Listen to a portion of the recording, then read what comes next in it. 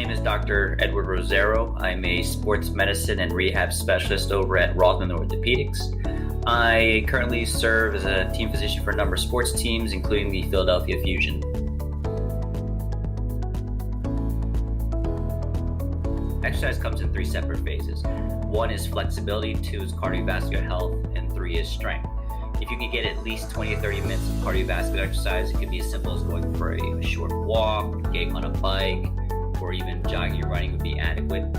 In terms of strength training, usually if you can get 2 to 3 times a week for about 20 to 30 minutes of good, solid resistance training, I would focus on the basic stuff that you probably learned in gym class, such as the push-ups, the sit-ups, the wall squats. If you have access to a pull-up bar, some simple pull-ups or chin-ups would be great. You don't have to get too crazy or fancy when you're at home, but something that just to really get the heart racing. And then finally, the last aspect that we're missing is flexibility.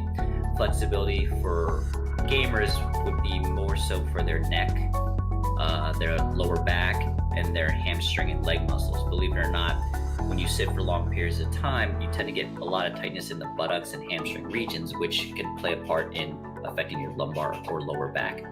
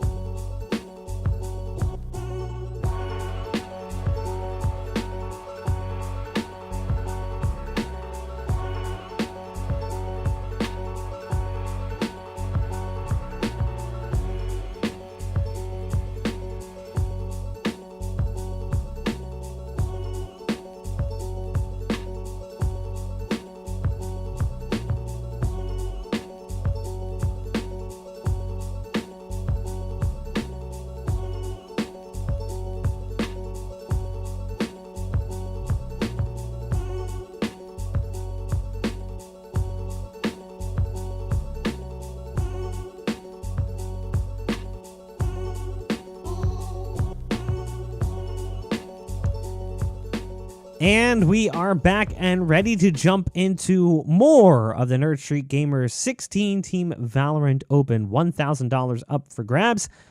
And we've already made it into the semifinals. I'm your host, Bach. Joining me on the broadcast is Simo. We watched our first quarterfinal game, and it was a blowout. Echo 8 absolutely dumpstered Giannis Toys 13-1. Yeah, hopefully we're not going to see something like that on this map. We are going to be going to Bind with, I believe, resetting sleep schedules, going up against Way Too French. Excited to see what both these teams have to offer. But hopefully one of them don't have to offer one round and can offer more than one round for this specific map. We are going to be going to Bind, of course, so it's going to be something that you and I are very used to. And we'll see how it pans out. A lot of people say that Bind is a very evenly sided map. We'll see if that's going to be the case. But I've seen people dominate on defense, and I've seen people dominate on offense. So it just kind of depends, I feel like, on the play style of the teams. All right, well, it does look like they're already ready to jump into it. So they're quickly coming through on the selection, and we'll jump into the action here in just a second. I got to figure out how I'm going to abbreviate these team names. It's resetting sleep schedules. RSS. RSS? Okay. W2F or 2F or Way 2F. It's not too bad. It's not too bad, but we'll just full on abbreviate them. Yeah. We'll go with that. Let's go ahead and jump right into the game here as we are ready to jump into the pistol. Way Too French starting on the attacking side, and it does look like they're going to be moving over towards the B site where you've got Zerg positioned here as the Sage. The Tremor's going to come down, but it doesn't really do too much. Now they've got that Cypher right around the corner. Ultra playing in that close position could get overwhelmed as it's going to be 5 players coming through from that spot.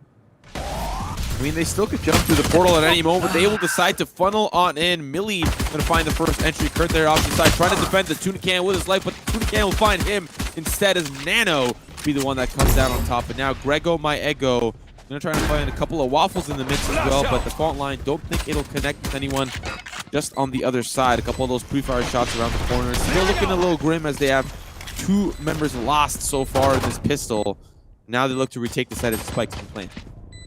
Very strong take coming in here. It's down to just EIU with the frenzy of all things. Coming in with that automatic pistol.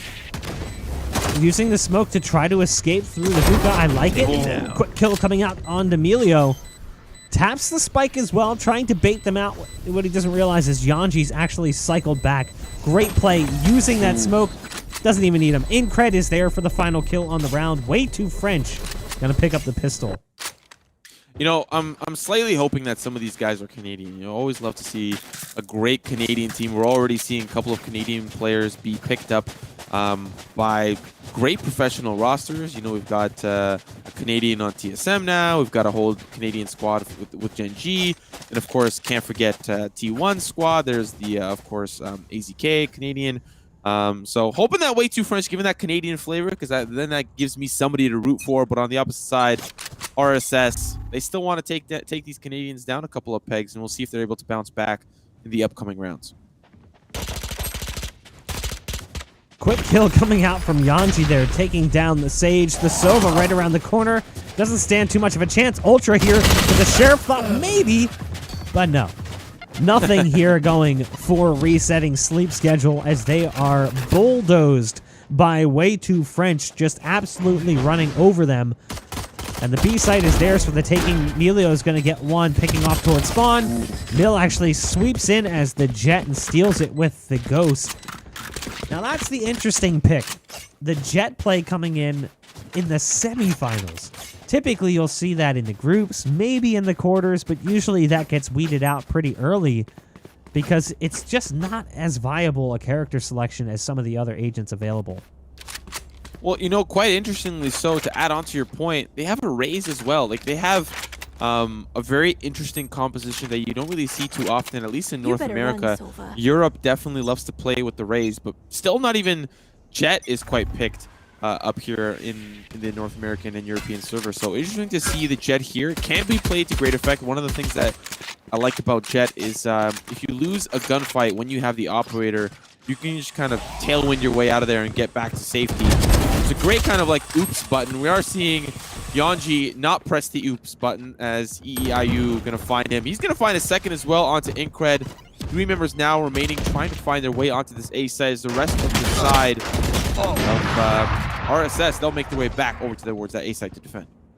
I like the move there from Nano. Using the satchel to actually get that spike towards the APC. Doesn't deady the plant, though. Afraid of what could be coming with that player sitting towards the backside of site. Now they are using Melio to get towards the other end of the U-Haul. Now they're finally going to go ahead and dedicate themselves to that plant. They do use the smokes, the cloudburst coming in from the Jet. Again, Melio trying to delay as long as possible. The Owl drone comes out, and the push is likely to come through here. You've got Nano playing over in U-Haul with some support. You've got the op, though, in the hands of Mill. Mill trying to move up, takes down the defuser, tries to go for the quick shot, can't get the flick back. Nano is there for 1 kill and 1 kill only. Kurt will get the defuse, but it does come down to 1, so an expensive round here for the defense. Yeah, they lose the operator there on the side of the attack, and now that'll go over towards the defense. So maybe not all is lost. Still, winning that 3rd round going to be crucial for them, but that economy won't have enough to buy the weaponry that they want. You can see them committing hard to the force buy. They'll buy the Vandals and a Bulldog, but maybe not have the armor to compete up against Way Too French. We'll see how this round ends up panning out, as they still have the credits to kind of play around with. And this 4th round going to be very interesting, as both teams are kind of in a really bad economy position. And if it goes back over to the side of the attackers, it's just going to reset again. You need 2 rounds to lose to have a good, economy streak going, and we'll see if they're able to kind of keep that up here. Oh, look at this aggressive play. They've got the Brim already pushed through on the showers. The question is whether or not that front line over on Seek and Hold. Ultra peeks into the slow orb and still takes down the Sage over on Long. The camera spots one more. So they've got all the intel. They've rotated everyone over. They know they're not going A, and if they try to, they've got this Brim in such a good position. It's going to be so difficult for them to get past it. Effectively, they can get 1 kill as well and then just drop the ult on the bomb, potentially. So they're going to continue this fight, potentially towards the B site. It seems like they're pretty much hard lock dedicated to it. You've got the Raze with the ult up, as does the Jet have that ult available.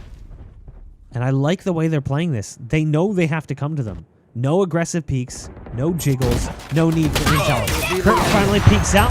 There's the rocket to come through. That's a bit of a problem. That puts everything onto Grego here on the site. No. As the flanker gets taken down as well. That fell apart so quickly. Felt like all they had to do was just wait. Hold your ground. Don't move. Kurt peeks, gets that first kill, but then that's just what actuates the push. Then the rocket comes out and it's just kill after kill after kill for the attack. Like, if I'm EEIU there, he had the perfect flank. If he just went through market, he would have been okay. But once he took connector, the portal makes a sound, and it makes a really loud sound at that. They heard him all the way from elbow. Not that they were there, but they heard him from quite the range, and they were able to hold on to Hookah. Now the swing around the corner from EEIU was not enough. And not saying that was going to be the big X factor to turn the round back into their favor, but it was definitely one of the components that helped it all fall apart. Okay. Thought for a second that maybe the Sage up in Hookah was going to be able to dodge that Roomba coming through.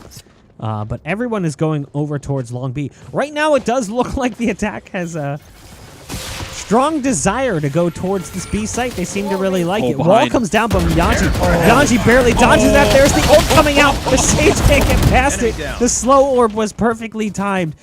It's still a 3-on-3, so the numbers advantage not really there. And they've got Rolling Thunder. They also have no need to go here, so they're just going to go ahead and fake it at first, and then they're going to go ahead and stick it. So they're going to be running through, and they're going to have that A site free and clear. Incred's going to drop some smokes just to make it a little bit easier for them to get out onto that site. But as you can see, There is no one home. You know, really great heads-up play from the side of Way Too French. They threw the operator through the connector. Ultra going to find a kill onto Increed, making the odds stack back into the favor of the defense. But they don't really have the weaponry to play. Of course, that it's going to be Nano around the corner. Going to find Zerg, still down to a couple of kills going over his way, all up to EEIU. Last one standing, no armor available, and it's Emilio off to the side. Going to find that frag, putting us 4 rounds deep with the side of Way Too French, and they've got a great start here on attack. Even rounds, it feels like maybe things weren't going their way. They still bring it back. Good ult and ability combo use coming in from RSS. They go for that slow orb, and they drop the orbital strike right on top. Really well played. But ultimately, they just didn't lose enough in that push. So they're able to turn things back around. That overstack, I guess you could say, over towards B, kind of backfires a little bit as they had everyone present. It was not a full buy coming out from the defense, though. You've got that here. One of the most interesting things for me is the shift from Phantom to Vandal. It feels like overnight, because it was pretty much overnight, off the back of the update coming through from the developers. Everyone's now a Vandal player. For a while, it was Phantom only. You can see in this round, every rifle is a Vandal. No Phantoms brought into play. The first kill comes out. It's going to be for the attacking side, as is the second. Yanji guns down the Sova, so Kurt will be watching from the sidelines for the remainder of play. Melio making sure the showers are clear. All 3 players, though, going to be coming through from spawn. Yeah, Grego just barely dodges a shot from the operator player, Millie. Gonna make his way now safely onto the site. Still, the rest of the team needs to join him, and a couple of shots coming in from shallow. Emilio gonna take him down. Ultra finding a crucial entry onto the site. They will still try to push them through the cubby. The barrier orb comes through, but they don't know Ultra's on the other side. Gilmo down Millie, and now still down to a 1v2, all up to Increed. Still hiding around the corner, but the spike's sticking down too much. Ultra will get that 4K, but pays the price with his life. Zerg will be the one that survives, but the round going over to Way Too French. I mean, great play from Ultra, but as good as his play was, just barely sneaking over that wall coming in from the Sage, they still had the ults come down on site. At that point, you're separated from the spike. Clock is ticking. There's just not enough time after the Sage tries to go back for it. They realize they can't get it. Ultra will get the 4th kill on the round, but it's going to be their oppositions to take anyway. The buy coming in as a result, it's a little bit clumsy. It's a bit ham-fisted. You've got a Sheriff, a Stinger, a Bucky, a Vandal, and another Sheriff to bookend it. Whereas on the opposite end, we've got a Vandal, 3 Phantoms, and of course that operator in the hands of Millie. The rare Jet, which again, we've been talking about that. Just a little bit of a bizarre play coming in here at this sort of point in the tournament. You don't expect to see a Jet. I would be concerned once things switch over to the other side. You have no intel play. You don't have a Cypher, and you don't have a Sova. So you have no intel on what's going on around the map. Yeah, going to be a very difficult second half for them, but, you know, they've been doing so far so good, but like we are talking about, some of these operators that they have, these agents, they play a little bit more to the attacker side. Millie, of course, with that operator, I was talking a little earlier about some of the strategies behind the Jet, and it's really just where you put that operator player, having the ability to get out of a sticky situation. Speaking of situations, no, really towards that B side, they've committed a lot of players towards A, even using the ultimate Rolling Thunder towards A short. Not going to find anybody. This may be the ticket through, as they will now use the portal, the connector, to make their way towards B short. It's EEIU. Now the return Rolling Thunder, the Stinger coming through. Increed is going to find that frag. Now moving towards the actual site at hand. Hunter's Fury going to find one. It's Melio that ends up falling, but they will still comfortably plant that spike. And with 2 members remaining on the eco, let's see how RSS answer back. Kill my allies. Interesting decision to stack. You know, I would have anticipated you'd stack B based on the way that play has broken down thus far. Kurt might have a free kill coming their way. The Brim right around the corner is low. Just can't quite deliver on the shot. Ultra able to pick off 2, actually. So great shooting from Ultra yet again here. Working with just a Sheriff. The Cypher, 10 and 7 right now. Double the nearest player. Greg, not off to the greatest start. Grego sitting at 1 and 7. We've seen Grego play with a variety of teams, pugging with the likes of Lex and BCJ in previous tournaments. I think this is the first time I've seen him play with this roster, but hopefully he'll be able to turn things around as another buy round comes in here for the defense. And another rough start from one of our teams. You know, I'm interested to see, do you know anything about Ultra? This guy's been playing Ultra's a quite Counter-Strike well. player, yeah. So Ultra is not a big name in CS. Kind of like one of those players that was a potential rising star. Like a really strong pugger coming in from North America. A lot of people had high hopes that Ultra would eventually crack through, kind of like Tens or kind of like, I'm trying to think of somebody else. Maybe a little bit more like Sick, like just a raw aimer who was going to prove himself at a high level of play. But it never really happened. Obviously looking strong here, but now the team is finally offering up some support as they go for that A play and it gets crushed. So not a single kill coming out here for the attack as they try to go towards A, which means I would likely see them go B in the next buy round because they haven't seemed to have too much of an issue there. Yeah, unfortunately not having the economy to kind of play with the toys that RSS have. They've got full buy, of course, for them. Operator on the side of Zerg. He's going to be holding on towards B long, something you kind of expect. And I feel like they may know that the operator is in play, not looking towards B because they don't really have the economy to play as well. And the A call again, doubling down on their mistakes last round. Not having the weapons to play, a couple of Spectres still could pick up a couple of weapons. Grego going to start things off. Yeah, you could be pushed out and he's going to be pushed Nice hard. flash. They will find two. Love the play. Literally zerging through to the site. Now they'll pick up a couple of weapons and they could definitely compete for A. I really like the flash utilization there. You've got Ultra coming in from short, pops the ult to figure out where they're at. They know there's one stuck on default now. So Ultra's just going to try and hide. And wow, nice shot on Emilio, looking to pick one off as well over towards U-Haul. You've got a few in there. Ultra's getting dangerously close to that TP. Here comes the ult! Oh. I like the idea. Good rocket trade. And there's the ult as well coming out from Incred. Onto the spike to try and slow things down. The Molly follow-up will not come through. A solid round considering that that was not a buy round coming in here from the attack. They'll go ahead and get the spike to halfway and finish things off there with the Sova. You know, it's a great feeling despite losing the round to knock that economy down a couple of pegs. We are seeing now them having to buy. They've got armor, they've got weaponry, they've got utility they have to buy. That starts to add up. So it definitely keeps things a little bit more even. But, you know, on the side of Way Too French, they still have to put another round on the board. They've lost 2 straight now. Obviously, the last one being a little bit more of an economy round. We'll see if they're able to bounce back this time around. Like you were saying earlier, maybe looking more towards a site that plays to their strengths. It will be B, but an aggressive push to start us off. Ultra making his way down long. He's going to swing hard here, but there are a couple of members that aren't aware of his position. Won't find the frag. Now swinging around the corner. Finds Yonji, and that's a great start to the half. That's huge, too. Taking down the Sage, taking down that support player. You've got Kurt playing close. Kurt's got to be careful. Nice satchel toss coming out from the Raze, and some follow-up damage as well. They had to pop that heal early onto Ultra, who went for that hyper-aggressive play, so they won't be able to get that heal over. About 15 seconds left on that heal. The wall does come out from the Sage. A bit of a heavy stack towards B right now. They're anticipating the B play is going to come through.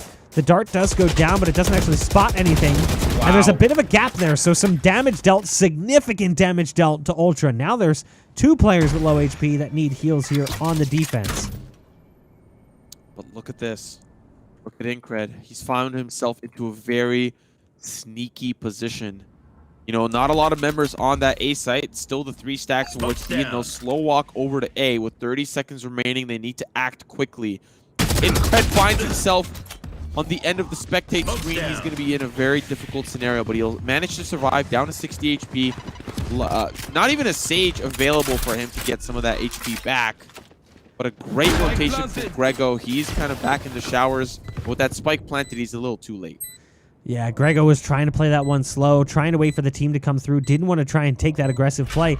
So now they've surrendered that spike plan, but look at the clustering right now, the grouping over towards the U-Haul. There's the flashbang in. There's going to be a lot of fighting going on over towards U-Haul. Melio will get the first. Melio actually gets the second as well. The spike's been tapped, but they can't actually get over towards it.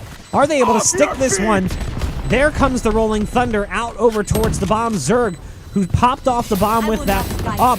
Now standing inside the flames, taking significant damage. Going to have to go back, but did they get it to halfway? No, they didn't. So the spike is potentially, yes, it is going to detonate here. A very strange round. Grego and Zerg both die. EEIU, the only one that makes it away. Bizarre round. Really bizarre round.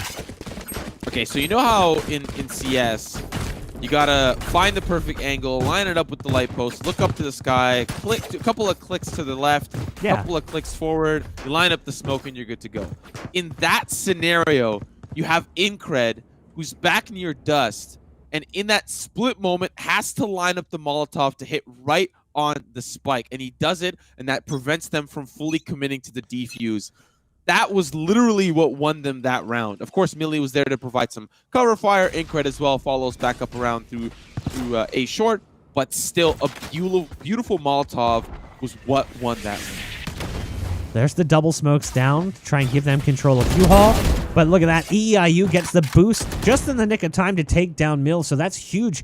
The Opper, Millie going down. They're going to continue to try to push their way through and towards U-Haul. EEIU's going to spot them. Takes down the second target. Actually missed the initial fight.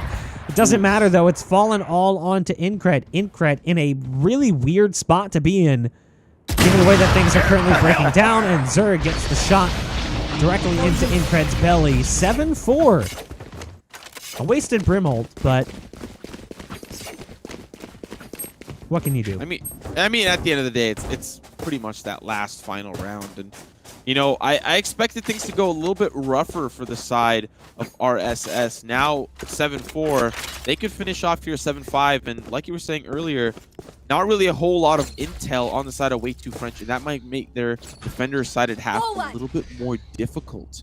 And, you know, for the side of RSS, they can gather that intel with the Sova, with the Cypher on attack, and that's going to be very punishing for the side of Way Too French. Yeah, you're not going to have that Sova or that Cypher on defense. That's actually a big problem, not having that level of intel. So right off the bat, you can see Ultra getting aggro. That's another piece of the puzzle that's going to be a big problem. When it comes to entering, you're going to have Ultra's rifle prowess, and it'll be difficult to battle against that. The even playing field has been tipped off kilter after the res comes through from the Sage. Yanji picking one back up and bringing them back into the field of play. Kurt's going to be playing in Cubby. They've got Grego here, and Grego does have the ult ready to try and stop the push should it come through. But right now, everything is slow. It's quiet as the push now starts to develop. Flashbangs coming out here from the attack. They start working their way in towards the site. There's the ult coming out as well. You can see Kurt looking for them, trying to line up shots, but not able to find anyone as of yet. They're all hiding inside the smokes or back behind them. So even though the ult comes through, the Rolling Thunder really doesn't do too much. Grego's at least able to pick off one. Millie now sneaks in from the site. Nice shot as well on the Sheriff. Looking for the final one, and it will be the 3K coming in from Millie as they take it to an 8-4 scoreline moving into the second half. Wow. That is not the way I expected that to go, but like I said earlier, you put the operator on a jet player, or usually when you're coming from CS, you bring that player who usually has the op, usually sniping, finds himself in a great position using the jet, using a lot of that utility to set up the smokes or set up some of that positioning to get those shots. And obviously, it helps when you pick up an operator off the floor. That helps too. But now moving on to that second half, this is the redemption arc for the side of RSS. They have the attacker side potential in terms of great fragging from Ultra, great entry, as well as information from Sova, which is risk-free, as well as the Cypher, which is going to be very, very scary, even if Way Too French try to out-rotate. Interesting stack here from Way Too French as well, keeping 4 players over towards B. Everything falls onto Nano with just the nade. And the nade is a little late, so they actually escape without taking a single lick of damage from the nade. And it's a shower plant as well. So even though they've got 3 players in U-Haul, the only 2 that matter are the 2 in shower since the wall goes down. But they're going to break their own wall? All right. Just using it for coverage, I guess, for the plant. Realizing they've got full security of sight and wanting to try and use that to their advantage. An interesting decision in playstyle. Ultra's going to be in U-Haul. The Molly's going to offer him some support. Cyber Cage going down as well. Catching one on the flank. It'll be the Sage who catches a dart in the backside. Now that Molly's still burning. Ultra now trying to work through as there's 2 players just clumsily bumping into each other. Meanwhile, over towards the showers, it's Melio getting the first and the second as well. The Sage goes down. Just like that, it's all falling apart, but they don't have the time either. It doesn't matter what happens here. Ultra will get the last shot out from the Ghost and even escapes with his life. So it was 8-4, but it will now be 8-5 and an opportunity for the likes of RSS to climb back into the game. Just a friendly reminder, and I feel like I have to kind of do this every because of the scoreboard. Yeah, it's the bug. The colors, they don't swap, but the scores stay the same. So just because RSS was attacking, or sorry, they were defending in that first half, they're sticking on the left side, but the score is actually still back on the other side. They were defending, they were green, but now they are attacking, but their score's still on the other side. A little weird, a little buggy, but just know that we'll try to keep you updated as the round continues. I'll be making sure I bring you guys scoreboard updates as much as possible. Look at this play. All 5 players somehow pushed through short. How does this happen? You have 5 players that have managed to push through short, and the person who's going to catch first damage is the Sova, who's flying an owl. They're actually sneaking up on him with the knife. They wanted to go for it. All 5 players, they're not going to anticipate this level of play. They try to make their way out onto the site. Now they're taking the point. They're like, let's get out of here. Another strange round coming through. EEIU has stuck around on the site. Great patience and tap shooting coming out from the SMG. EEIU actually gets 3. Another very weird round. I like the style, though. I like it. I like it a lot. How does that happen? Yeah, despite I feel like this may be a loss. Of course, this is going to be the soft buy. But now with the Spectres picked up, things are a little bit more even. Of course, heavy armor being the main difference maker, that could be the big issue. Ultra waiting in the tuna can for the fish to come out on the other side.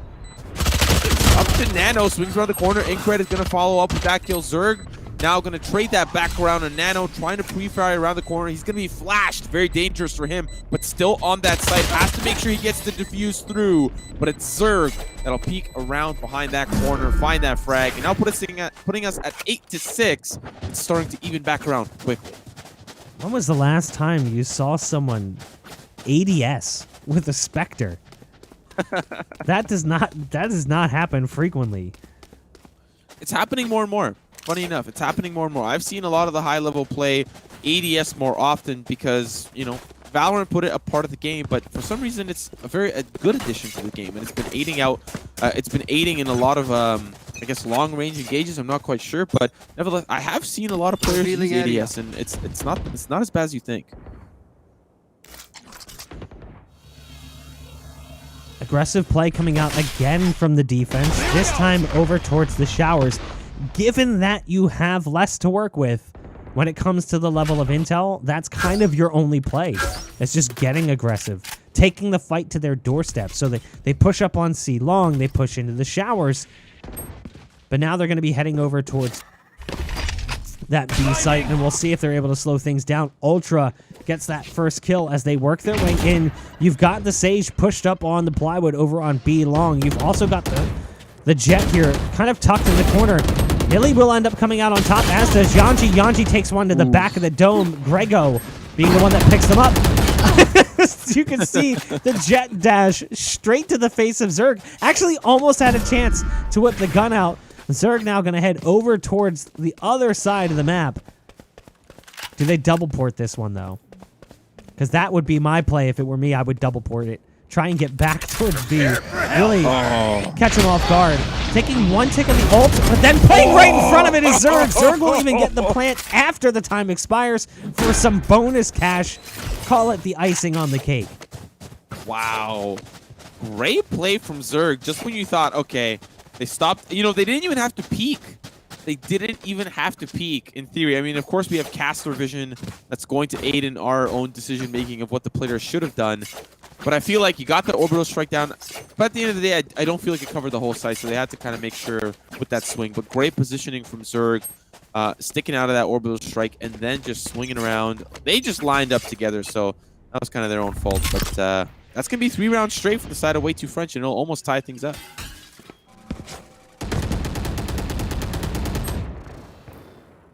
Grego picking off the first. Nice. The Bucky play getting close, taking the fight right up to him. And again, aggressive play. Incred actually has snuck up. There's one stuck behind the boxes. I don't think the Sova Kurt was ready for that one. So an upgrade there, as well as the SMG dropped over. You will not kill the big my issue, allies. Yanji has a lot of fight coming their way. You can hear the stim pack was down as well. The increased fire rate on that Vandal. Yanji on site. Gonna go down in the fight against the Cypher. And they'll go ahead and spike plant for spawn, which will make things even harder for Incred, the last man standing. He's got a world of hurt if he's going to try to do this on his own, but still do it nonetheless. Needs to keep things interesting. Going to pre-fire, at least not pre-fire, but just take down that spy cam. A 1v3. May decide to save the weaponry or get a couple of exit frags. You know, it's not really in the cards for him to try to do this on his own. He'll just back away, make his way through the market, back to safety. You know, good call. Don't really want to risk too much. The attack has been just unrelenting so far. 4 rounds deep, going to tie us up 8-8. And I think you called it perfectly. Way Too French don't have the utility to scout out, to make informed decisions. And on the side of RSS, their comp is kind of really just aiding to them in these victories. Yeah, I mean, you have the Jet who can be useful on attack, but when it comes to defense, I mean, Cloudburst isn't all that strong, and Updraft might get you into a strong position, but usually those positions are one and done. You might get a kill and then fall off. And we've seen this from the likes of strong individual players, like Whitmer, for instance, hardlocks Jet at a high level of play, but it obviously tapers off. You get to a certain point where you're not going to progress any further because you're going to be matching up against comps that are just stronger. It's not to say you're a bad player. It's just the agent itself does not work because it's too easy to get around. There just isn't enough in that utility kit on a Jet. And here we're seeing them fall a little bit flat. They're trying to kind of get aggressive and bring fights into the faces of the attack, but obviously that's only going to get them so far. Nano trying to get creative with that satchel placement, trying to get across, get better position over on the B site. Right now it's pretty passive play though coming out from the attack. You can see the spike is sitting back towards mid. They haven't really pushed very far. Somehow that bomb buddy actually goes through the portal and starts sneaking up on Zerg. I don't think that was intentional. It just sort of bounced that way. Yeah, so far in my testing on in kind of the practice range, the bomb buddy not really working quite well with the portal system. Of course, just kind of bounced that way, but not very reliable unless you throw it in intentionally. Then it can be quite useful, especially if you're going to be throwing it through connector. But now we're going to see the Hunter's Fury. It's going to start to come through. They're inching their way closely around the corner. Zorg is going to find himself into a battle with Increed, but it's Ultra that'll answer quickly back. They'll use the connector to rotate back over to B, but guess who's waiting there? It's Nano, but unfortunately does not have the angle into Hookah. It is Yanji that is going to be the one that has to do that double duty. He'll swing around. It's Grego that'll quickly trade that, but Nano now using that rocket, going to try to find him behind him when he can. Unfortunately, does not connect with anyone in that fault line. Going to try to help him out as well. Nano with the swing, going to find a headshot. Still a couple more members remaining. It's all up to Kurt from Hookah. But with that timer expiring, that'll be the first round going over to Way Too French. Yeah, you know, they heard that ult coming out from the Raze, so they panicked a little bit. The spike was actually planting inside Tunican, and they shifted positions further away just in case the ult was going to come through, rather than just sticking it. If they had stuck it, obviously they didn't anticipate the ult missing just a little bit. They would have gotten that plant through, and then it all just sort of falls apart from that point on. They only had about 4 seconds left. They had to shift positions pretty quickly and go ahead and re-stick that. They wouldn't have been able to get very far. So miscommunications and misfires coming out from Way Too French results in a round for RSS, or excuse me, other way around. RSS and miscues, and it's a little bit difficult because the scoreboard at the top is not exactly making things easy. Ultra will come through and get that first kill on the entry. Gonna gun down one more as well. They actually got the other kill on site as well. There's only one left alive now. It's the Brim who pushed through into showers and grabbed the ult orb, so they know where Incred is. Incred's still able to best Zerg. Both sides have been compromised, but neither site has the spike. So no plant yet. I mean, they'll get it planted. They're going to be making their way over to that B site, but you know, a continuous aggression from the side of RSS, just playing methodical and finding pretty important picks. And would you say that it is on the back of information, or are they just out strategizing at a fundamental level? I mean, I'd say you're going to have to change the way you play defense without that information. So it's not necessarily that the attack is using the information they're gathering. It's more that the defense doesn't have it. So even if they have a small amount on the attack, that's enough to kind of give them a boost up over their opposition. Incred now gripping that rifle with white knuckles. Here's the footsteps. There's one more. Kurt gets the quick shot, though, so a fast trade coming out. No additional blood will be spilled. 9-9. We're all tied up yet again. It was 8-4 at half, but it was really looking one-sided for a while with Way Too French controlling a majority of that early game. Well, we mentioned it, and we were just talking about it now. The team comp not exactly doing them any favors here on the defense. With a Jet and a Raze, they've got no Cypher, they've got no Sova. It just makes things a little bit harder, a little bit more awkward. Raze can be useful on this map. I think Raze is great, especially when it comes to holding short. You can throw those early nades, but without the other pieces, it's just harder. Yeah, it can be a little bit more difficult. Appreciate you all in chat for bearing with us with the spectator bug. Not much we can do until June 2nd, which, hey, I hope comes out with a fancy pants new and improved observer mode. When you have the 1-0 lined up like in CS, I think that's very, very helpful. But a lot of changes I'm hoping coming through June 2nd, but nothing we can do at the current moment. We'll try to keep you updated. Currently tied up. We are obviously seeing Way Too French on the defense and RSS on the attack, so that should kind of give you a little bit more of an understanding of what's going on. But looking towards A site this time around, it'll see nobody there as the rest of Way Too French holding on to B with dear life, but still slow walking through to the site, making sure that they dot their I's and cross their T's, make sure all is accounted for. Now they'll set up their post-plant positions before the plant has even gone down, and they are ready for that retake. They wall off Heaven as well. That'll make the retake even harder here. They try to move their way through.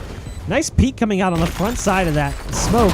The Jet, I like the play. The Jet tries to get aggro. In fact, one's going to come through from Heaven as well, but just couldn't quite let the aim gather back to where it needed to be. EEIU will clean up as they try to work their way through from spawn, just sitting outside of U-Haul. Again, that round, the scoreboard bug, just so you're seeing this now, I know we talked about it last round. Even though the attack won the round, it shows on the defense's side. That's not correct. So Ultra and company currently sitting at 10 rounds, so it's 10-9 RSS. You guys think it's hard for you to watch. Imagine how we feel. Yeah.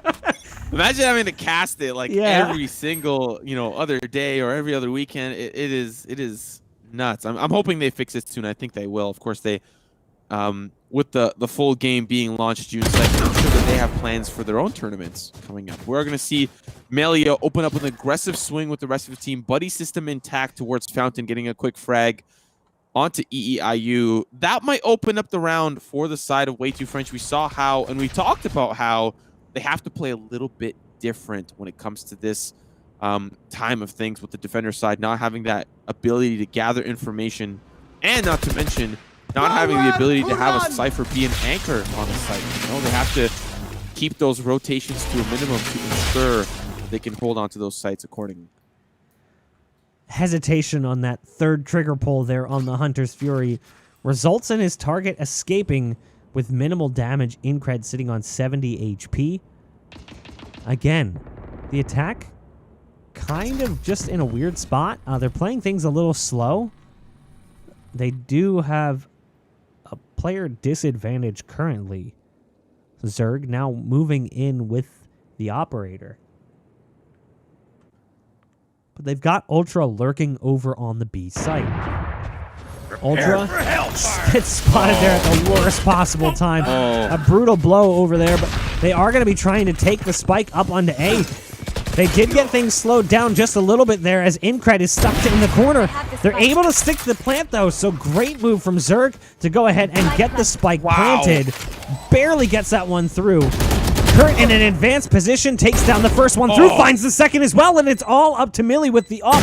Coming through from heaven, crushing play coming out in the 2v3. Really well played from Zerg to get that quick flick onto Incred and immediately stick the spike. Had like 4.7 seconds left after getting that kill onto the brim. So really well played. Yeah, just think about the series of actions that Zerg needed to go through to get that spike down. Like, think about how many buttons he had to press. Jumping, picking it up, switching over, planting it down. Like, that series, that is what you talk about. That is what you say when you talk about a high level of play, and Zerg definitely has that X factor. We are seeing a little bit more of an aggressive round because it is pistols in tow for the Way Too French squad. Still not able to put up a second round in the second half as side of RS starting to run away here a little bit. Ultra going to find himself into an exchange. It's quickly traded away. The conversion going to go over to the side of Way Too French. They may look to pick up that Vandal, but Grego, he's going to find himself on the return end of a couple of bullets as well, and it's still just going over to Way Too French, frag after frag. They find 3 crucial ones. Now they may be in the driver's seat this round. Interestingly, they surrender spike control back. I don't know if they actually ever spotted it. I don't think that they did. So now EEIU is playing in this advanced position. It is going to be a 2-on-5, though, so that'll be a little bit awkward. They've got the ult available on their side as well, so they could potentially get a res through here if Zerg is able to make some magic happen. I mean, they've got them in positions where they are able to pick them up, but now they're starting to get concerned. Hey, Spike's not here. We haven't heard anything on A. We were aggressive. Look at the rotate out. They're all just clumped up back in spawn. They're slowly starting to work their way back, and this is the problem when you don't have a Sova or you don't have a Cypher. You can't pee back. You can't check that cam. You can't toss a dart down. You have no intel on what's happening. So they're able to potentially get onto the site free and clear. Here comes the ult through. Nice read from Zerg. Just completely stops that from being a threat. The spike will be planted, or will it? Yes, just barely goes through as the Rolling Thunder comes in. They're trying to obliterate that wall, but it'll actually be Millie there with the ult. Flying in with the knives out again. Zerg hits another shot. Zerg's got to be careful. They're stuck in the corner. Goes to the pistol. And it actually goes the way of the attack. Kurt gets the last one on the round. An absolutely ridiculous 2-on-5. Kurt bringing out El Clasico for the final finish. Not the final finish of the map, but the final finish of that round. Great stuff from, I just have to say, this RSS team putting on a show for us. You know, Ultra, when you talk about a player like Ultra, you're thinking, okay, you were talking a little earlier about how he's got a promising, you know, he's coming from a CS background, but the rest of the team is really pulling up slack. I'm really impressed with Zerg and his ability to make these micro decisions when his team needs it most. And to see the team play like this, they are obviously gelling quite well. And I'm looking forward to see how this map kind of finishes off, because it might end here. That was just ridiculous. You should not win rounds like that. I was a 2-on-5, turned 3-on-5, obviously, with the res. But, like, just absurd the way that comes together. You know, dodging multiple ults as well. You know, they lose one to the Jet ult, but they managed to dodge the Raze ult and just make it work. And then the Rolling Thunder didn't come through in time either, so they dumped everything they could at that with a numbers advantage. 3 ults came out, still couldn't stop it. Here, the attack will again be at the disadvantage. But has that ever stopped them? I was just thinking the same thing. I was thinking, it hasn't slowed them down yet. I do like this. The read is that they're playing up on long, so they're going to go ahead and throw the Tremor down. Nice wall coming out in response. Well played. Shock Dart coming through. Does a little bit of damage there. Velia, though, back behind this one, going to go ahead and throw down the Tremor. The wall stays up for just long enough to give cover to the spike on the other side. But this round does look like it's potentially crumbling. It's Zerg and the breach, and yeah, there you go. Emilio gonna get that kill. It's up to Grego, who does pop the Rolling Thunder. One of the best rounds we've seen from the defensive side of Way Too French thus far. Unfortunately for them, they don't really have that round buffer anymore. You know, they need to start acting soon. The economy on the opposite side is quite healthy. We see Kurt at the tippity top with 4,900. But, you know, on the opposite side, Way Too French still have some credits to play with. Maybe not as much as they'd like, but with operators out of play, we're going to see a full rifle round. And we talked a little bit about earlier the how Phantoms have fallen out of play. Vandals across the board. It's going to be interesting to see how these teams use these weapons to their advantage. But so far, a standard start for Way Too French, a 3-2 split, B and A respectively. But this time around, it does look like RSS are fishing towards A.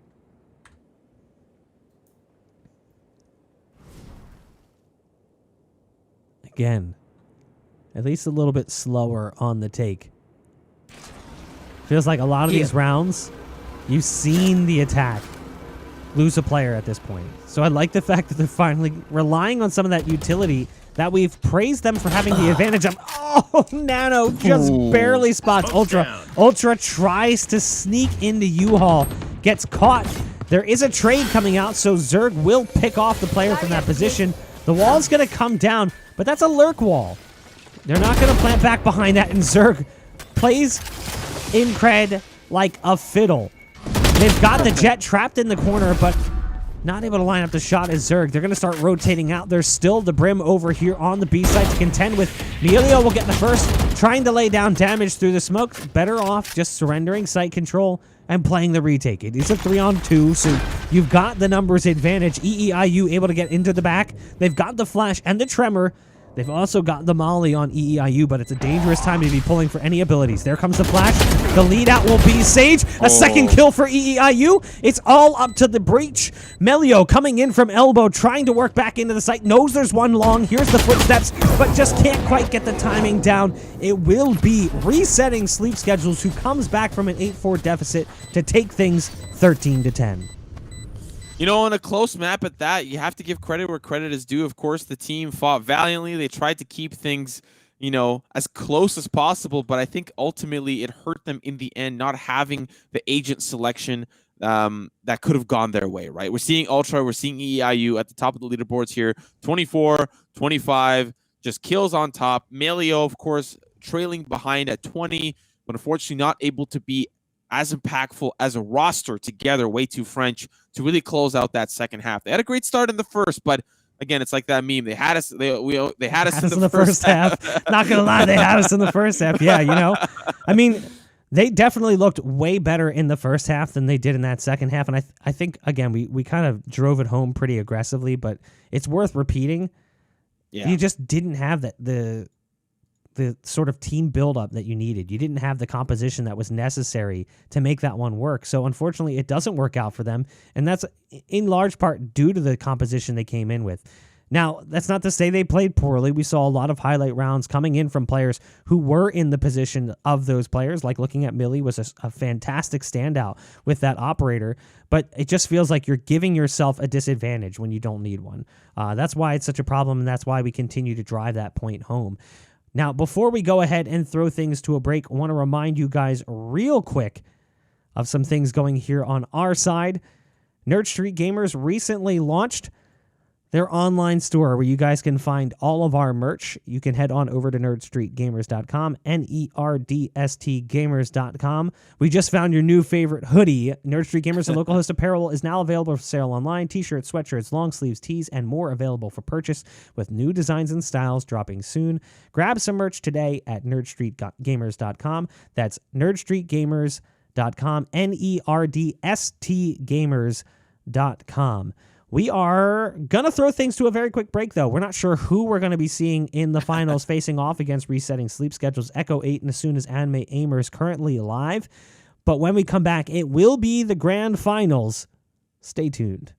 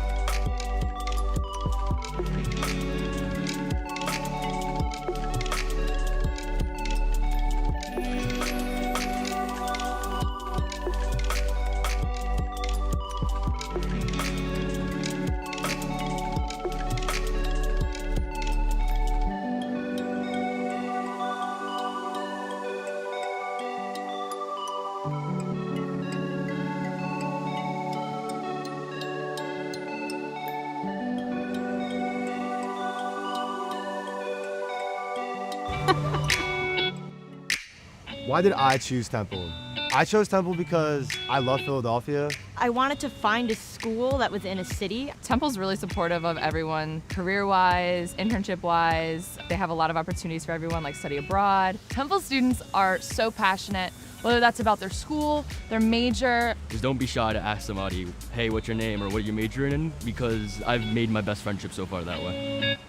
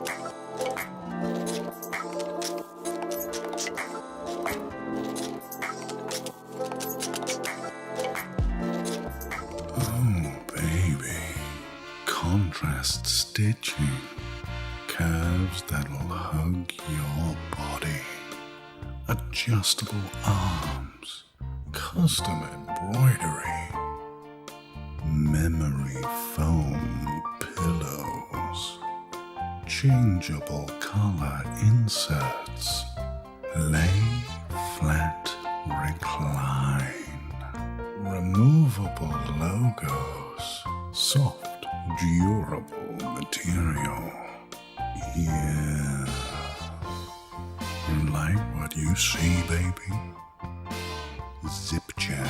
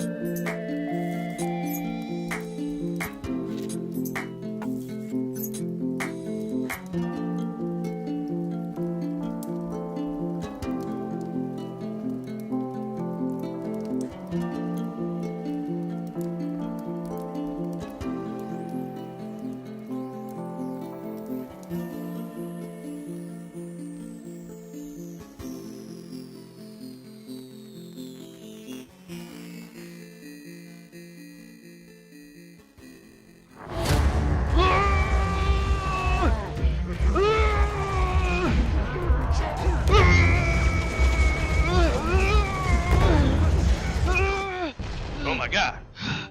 Mike? Oh my god, Ike? Dude, I haven't seen you since Chief destroyed the ring. I thought I lost you. The Covenant's gone for now. Let's head back to base. We've got a lot to catch up on. Alright, let's do this.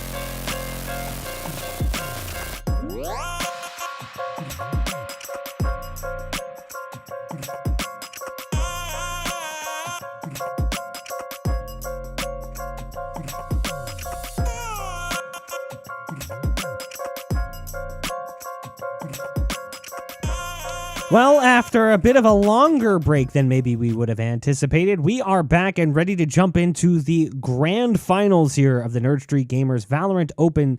16 teams entered. One team will walk away victorious. $1,000 up for grabs. I'm your host, Bach. Joining me on the broadcast is Simo. The final two teams, Echo 8 versus Resetting Sleep Schedules, who actually came in after a massive downward trending first half. I was trying to figure out how I was going to word that, and I just couldn't quite put it together. They had a really bad first half. It was 8-4, but it was way worse than 8-4 even indicates. They scraped together a few of those rounds towards the tail end, but they brought it back, and they brought it back strong. They finally won the game 13-10, so they only lost 2 rounds in that 9-round comeback. Massive game from them moving into the grand finals, whereas Echo 8 felt like they stomped through that first round and then met a little bit more resistance against as soon as Anime Aimers, the team they faced off in the round that followed that. Yeah, and I can't say I'm surprised to see Echo 8 in the finals. I mean, it's something that I feel like tournament after tournament we're used to seeing, but we're also used to seeing them not being in maybe their best form. We'll see if they're able to kind of take it all the way here up against Resetting Sleep Schedules, who I think have a pretty good shot considering Ultra put on quite the clinic in that map that we just saw. Despite it going quite close, he was a pretty standout performer for his team, and now we'll see how he's able to work that into the map at hand. Of course, it will be RSS on the defense, and starting us off, Echo 8 on offense. I have won the coin flip with the teams on selection goes here. every round. So if you don't know what I'm talking about, the coin flip is a broadcast term because we have the overlay at the top with the team names on either side. The coin flip is whether or not you get them right off the bat when you transition, and I've gotten them right every time. So I'm pretty happy with that one because it's really just a 50-50 chance. So like you said, RSS going to be starting here on the defense, and their comp is going to be a little bit more evenly matched. The last game they were facing off against a bizarre composition that featured a Jet and a Raze. This time around, not going to be the case. They do have that Raze in play, though, so no breach play coming in from Echo 8. Not uncommon. They do favor that Raze over the breach. But look at the play from Ultra. Ultra taking the fight right to them, taking down Superman. That's a big kill coming out early. Wants to try to continue this fight, but in very dangerous territory. It's a tumultuous position to find oneself in.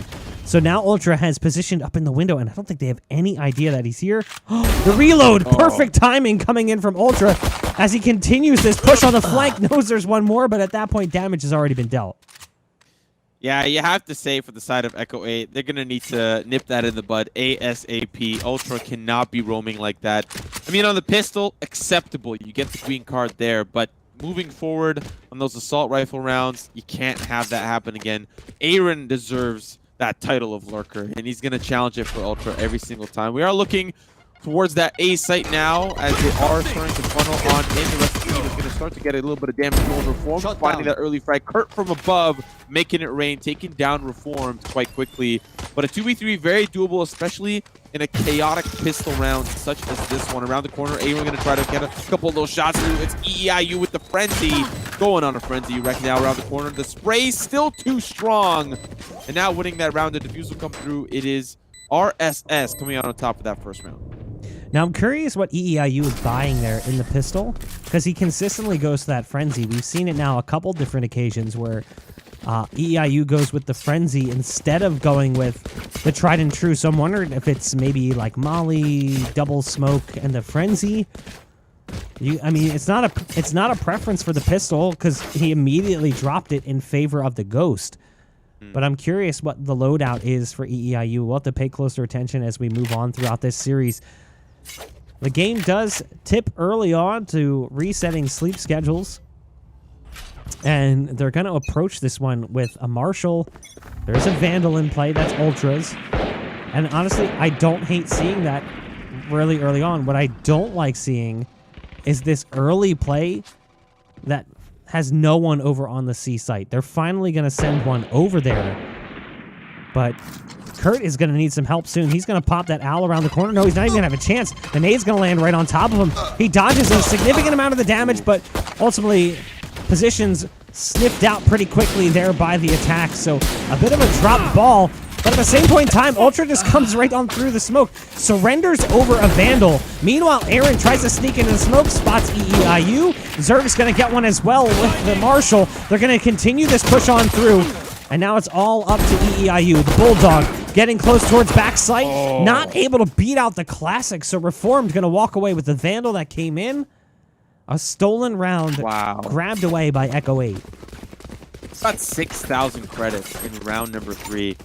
Can't let that happen at all. You're seeing the eco come out from the side of RSS. Echo 8 proven that they have what it takes and they can turn things around at the drop of a dime. And I make this stat up every single time I cast, but when you win the pistol, there's an 80% chance that you win the second.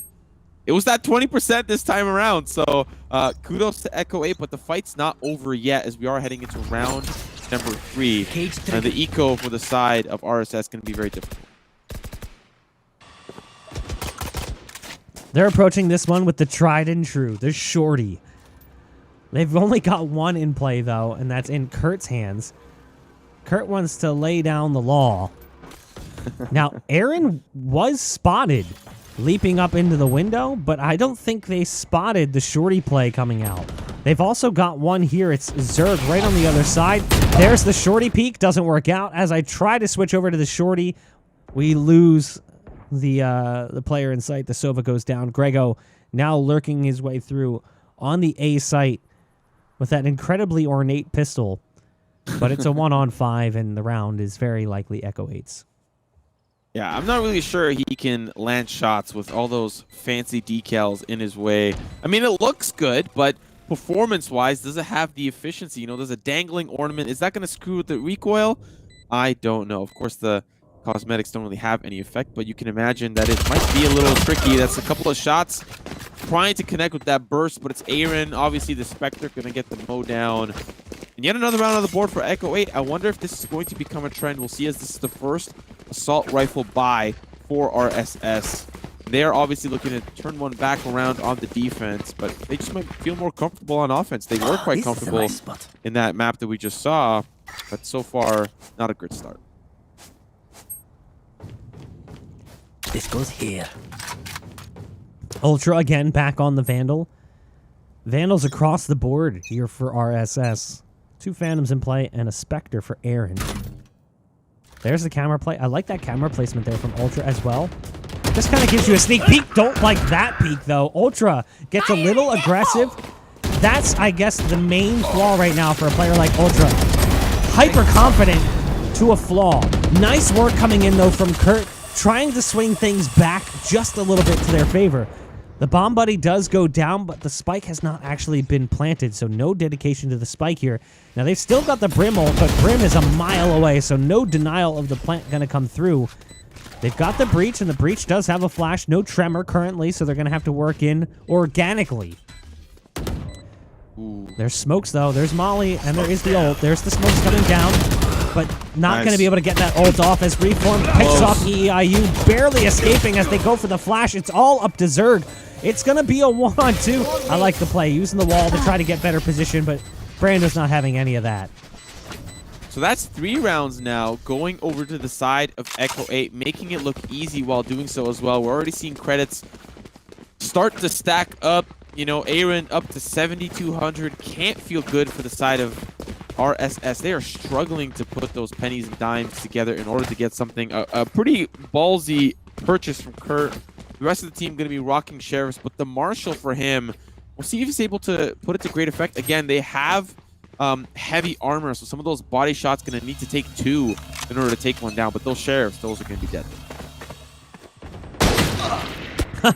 I like that play over on Long. You can see why. C Long works out initially. Sure, they lose Ultra, but a nice exchange, a favorable one at that. Yet again, Aaron sneaking up towards the garage window. Aaron is kind of the lord and master of the lurk in towards garage. We saw him do it so many times earlier in their 13-1 victory, and you're going to see them pick off Kurt over there in the C site again. Just working that position so well. Superman going to drop Grego and go ahead and throw the molly down, so the B site has been compromised, and control should be gifted over to the attacking side of RSS. Still going to be around that, need to be a little careful. Sheriffs can be quite scary, but Zerg nowhere near the action. But picking up a Phantom and start to even things around. The spray going to try to tag someone down, and with the res, will even things back around. And actually, Ultra will grab a Phantom as well. This is going to be scary. I mean, they need to be a little bit more careful. They have their post-plant positions ready. That spike ticking down, they need to stop slow walking and start sprinting, because they are in a lot of trouble. Orbital Strike going to start to come down to push that member out of Gong. The swing around for a form. He will find one. Ultra will trade it back. Now down to Ultra. The showstopper won't connect, but Aaron still drops down and drops the frag in style. Oh, I don't know if you saw that. That wasn't a showstopper. He threw down the satchel, and the satchel accidentally bumped him away from the door. So he was in the middle of the fight. He threw down the satchel, I think, to go for the ult. Yeah. So he throws down the satchel, and then he goes to peek on top of the box, and the satchel just happens to detonate. So he's mid-fight, flying through the air because of his own satchel. Somehow still comes out on top of the fight. A ridiculous exchange there on this site, but it works out well. It is Echo 8 who's currently got the lead. And, I mean, it was a good round coming out there from the likes of RSS, given that they came into that one with almost nothing, and they managed to bring it to what it was. Here, though, it will be a full buy from both teams, and you can sense the desperation. A double op coming out here from the defense. Kurt and Zerg, the Sova and the Sage, both rocking an op, so they're trying to put it on opposite sides of the map. Yeah, trying to split that double duty, but an expensive purchase of that, especially if they lose, and especially if they lose the first shot onto the site. The Orbital Strike going to try to bring a couple of those members back. Now with 3 strong, they're looking for a big army coming out from the side. RSS, they'll start things off. Sorry, Echo 8 will start things off with the frag.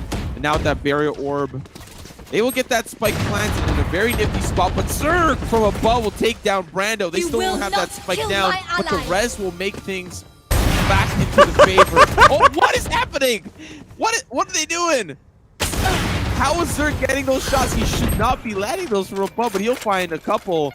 And now still they need to get that spike down and see how they do with 27. Now, the Hunter's Fury coming out as well. 1 kill already coming out. Now you've got Aaron go ahead and pop in the ult. Gonna pick off Kurt. That's the Sova going down. It's still a 2-on-2, but look at the clock. Aaron somehow catches Zerg, and now it falls down to a 1-on-1. It's Cypher versus Cypher. Reformed versus Ultra. Reformed's going to go for the plant. Ultra already sneaking his way up into the site, and Reformed's got the read. Another strange round with a lot of peculiar happenings and goings-on. Most notably, the kill with the op from Heaven, the res, and the immediate kill from Heaven yet again. Same player goes down. Not exactly a bait res. I just thought maybe they thought they were a little bit safer than they actually were. Yeah. But Echo 8 walks away with the round.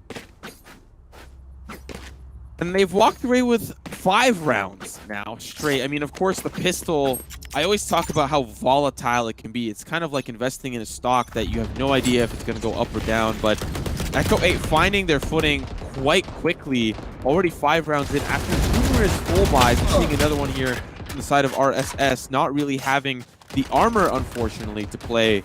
We'll see if their force buy comes to fruition. They are kind of in position, split across the map, but Echo 8, they're playing to win. They've got those sneaky little looks down long, not able to find anybody. The shots through the smoke won't find anybody. And now looking towards B or A. Let's see how they re-strategize, and with a minute left, how they push in. They're going to use the Owl over in short. The Owl actually takes out the tripwire, too. Nade gonna go in. Not gonna connect with EIU. Gonna dodge that damage, at least for the time being. Smoke's coming out, and it does look like they're gonna be playing over towards this B site. Oh no, the Sage trying to get away, but Zerg can't quite escape it. Aaron gonna pick one off as well, and then they immediately go over towards the C site. You've got Kurt here. Kurt picking up the first kill onto Aaron as they try to make their way through from short. Superman's gonna immediately get that trade. Reminder, Superman dropped over 20 kills in the first half of the game. We watched him play earlier on Haven. Grego at least able to get one kill before the spike does go down, but with 28 HP. Now swapping over to the Vandal. They know where he's at. The round should be Echo 8's to take. I mean, do you feel like Echo 8 are just outclassing RSS, or is this just a tough half for them to fight? Is it just something that they are looking towards that second half, maybe having a bit of an easier time on attack, or is Echo 8 just that good, despite what we've seen from them in the past? I mean, this is obviously Echo 8's map. Like, we watched them play it earlier, and they just obliterated Yana's toys. I'm not sure the map they played against Asuna's anime, whatever it was, Asuna's anime aimers. I'm not sure what map that was, but this is a map they're very proficient on, especially with Aaron now, like, kind of leading the charge, fulfilling that lurk role. And I don't know, it feels like Ultra just is kind of out of his sort over on the C site. Doesn't feel like he can play the way he likes to play, which is maybe a little bit more aggressive. It's less rewarding on C, because your aggressive play on C is basically peeking long C. And if there's something there, chances are it's more than one. At least I like what they're trying to do here. They're trying to put Ultra up on top of the boxes. They're going for the boost. Yeah, it's not working. So they're going to decide, never mind. Smoke's going to go down, so again, they're going to try and gather up orb control on long C. And it doesn't really feel like there's much that can be done to stop this one. So they take that orb on long, and the Sage will continue charging up that ult. They'll even get the heal in on the Cypher, who was peppered up pretty early on in the round. Can you imagine... Sorry, excuse me. My throat's just not even able to help RSS out here. But Rek gonna find an early one to start us off. Can you even imagine if this round went 1-11? Ultra has something to say about it. He's gonna find 3 clicks with the Sheriff, and he says, you're not the only sheriffs in town. Kurt gonna follow up, and it's all down to Brando and a Dream. I don't think he's gonna be able to turn this around, but gets a frag on Grego, but still 3 members strong. I think he's in trouble. Yeah, he's not even going to peek the backside of this. EEIU misses the first shot, but has opportunity to go back. Missed the kills on Ultra, unfortunately. Saw him happening in the scoreboard. That's about as close as we got. He got aggressive on long C. We were talking about how maybe this map kind of puts him out of his element, but he felt right back in it again as he went aggro on long with the Sheriff of all things. It was sort of just a lapse in judgment from the attacking side of Echo 8. They just stopped watching long C long enough to allow him in position. So are they going to blow the wall early here? They've got the Sage back behind it. Zerg is positioned, ready to go for it. Yeah, the early wall. So the early wall coming out to play up over top of the smoke so they can peek that long orb, see if they can prevent the pickup. I like the play. Given the way that they've been consistently picking up that orb on long, I like the way they wasted it early. I say wasted, but it works out. It's always concerning, though, to see a Sage pop that wall that early on in a position that doesn't directly slow down a push. Yeah, this could be the turnaround here for them. They are in a great position, but still 2v3. The X factor from Echo 8. Well, make it just a factor because the X has left the building. Reformed will be the one that is taken down quickly. And again, Brando always finds himself in these last man standing scenarios. He's got a Phantom. He's got the heavy armor. But against 3 members, gonna find one. Take it down to a 1v2, but with 33 HP. He's got 40 seconds remaining. Has to pick up that spike. And with a sniper down over the C, he might be in a little bit of trouble. I have the spike. The dart going down to figure out where they could be potentially covering that spike. So Brando actually gets the spike free and clear. Going to be heading on over to that A site. I mean, the advantage right now is that the Sage is so far away. And Kurt didn't hear the footsteps, so they don't know where this player is. They're now hearing the spike being planted, so the numbers have been punched in on the spike, and they've been able to get things going. There's the res coming in, and that's going to make things a whole lot harder. Shock Dart goes flying into the air. Doesn't really do much. Recon Dart's going to go down from Brando with 33 HP. A 1-on-3 seems all but unwinnable. If he just had one more point, he could use Hunter's Fury to stall. If he swings here, gets a frag, and backs away, he may actually win the round just based on that alone. Oh, I like this. The outthrow just barely whiffs, but it's EEIU. Finds him through the smoke. The defuse will come through. And another round on the board here. They kind of switch up double duty to make sure that Zerg gets a point back on his ultimate. And that's another round on the board. And I think RSS feeling a little bit more comfortable considering that they're not losing as badly as they were before. And with 3 rounds remaining, let's see how they finish up.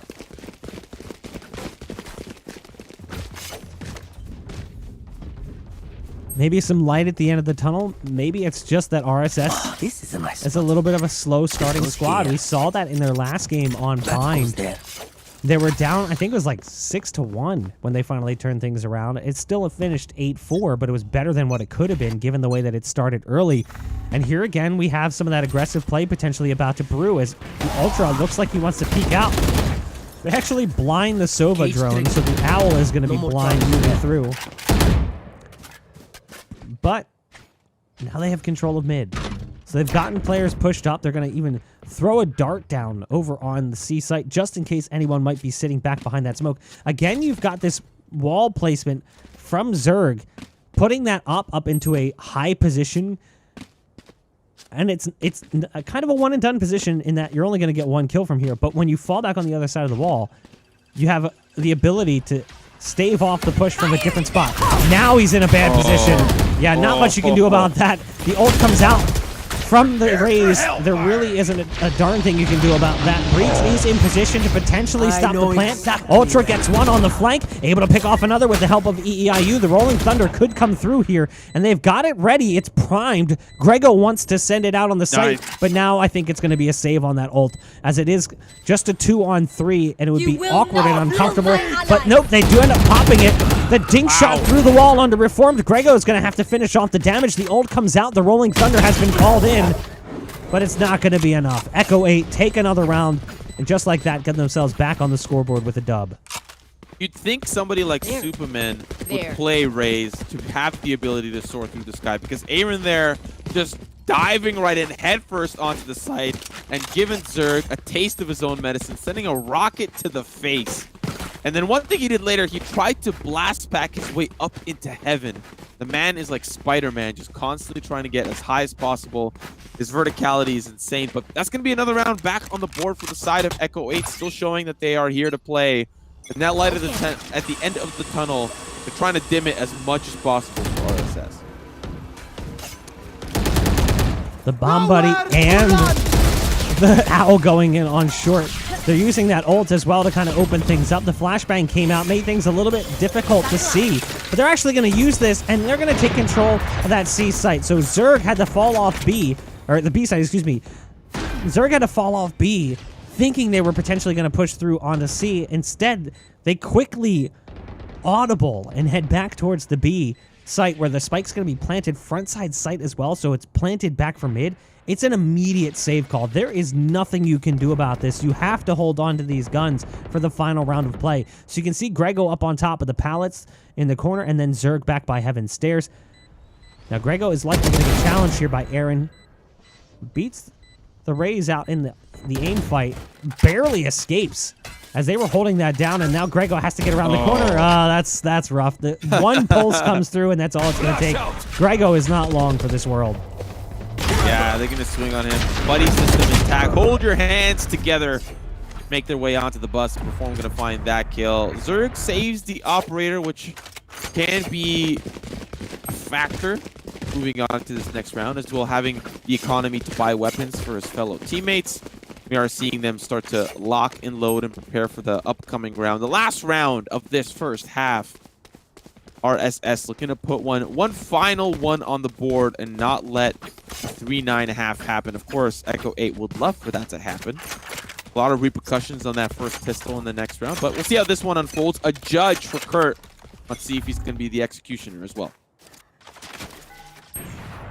Zerg with that early kill over on long with that op.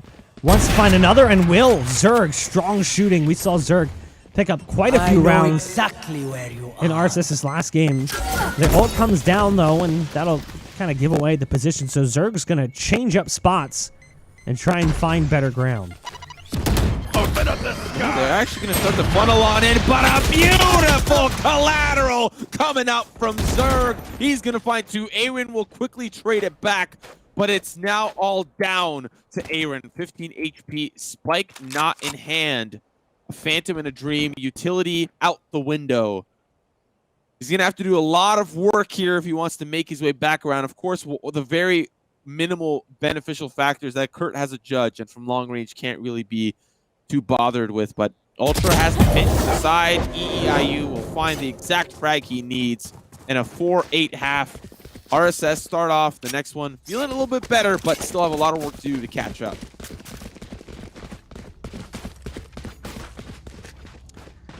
I mean, again, the 8-4 half seems to be just the MO of RSS, regardless of map.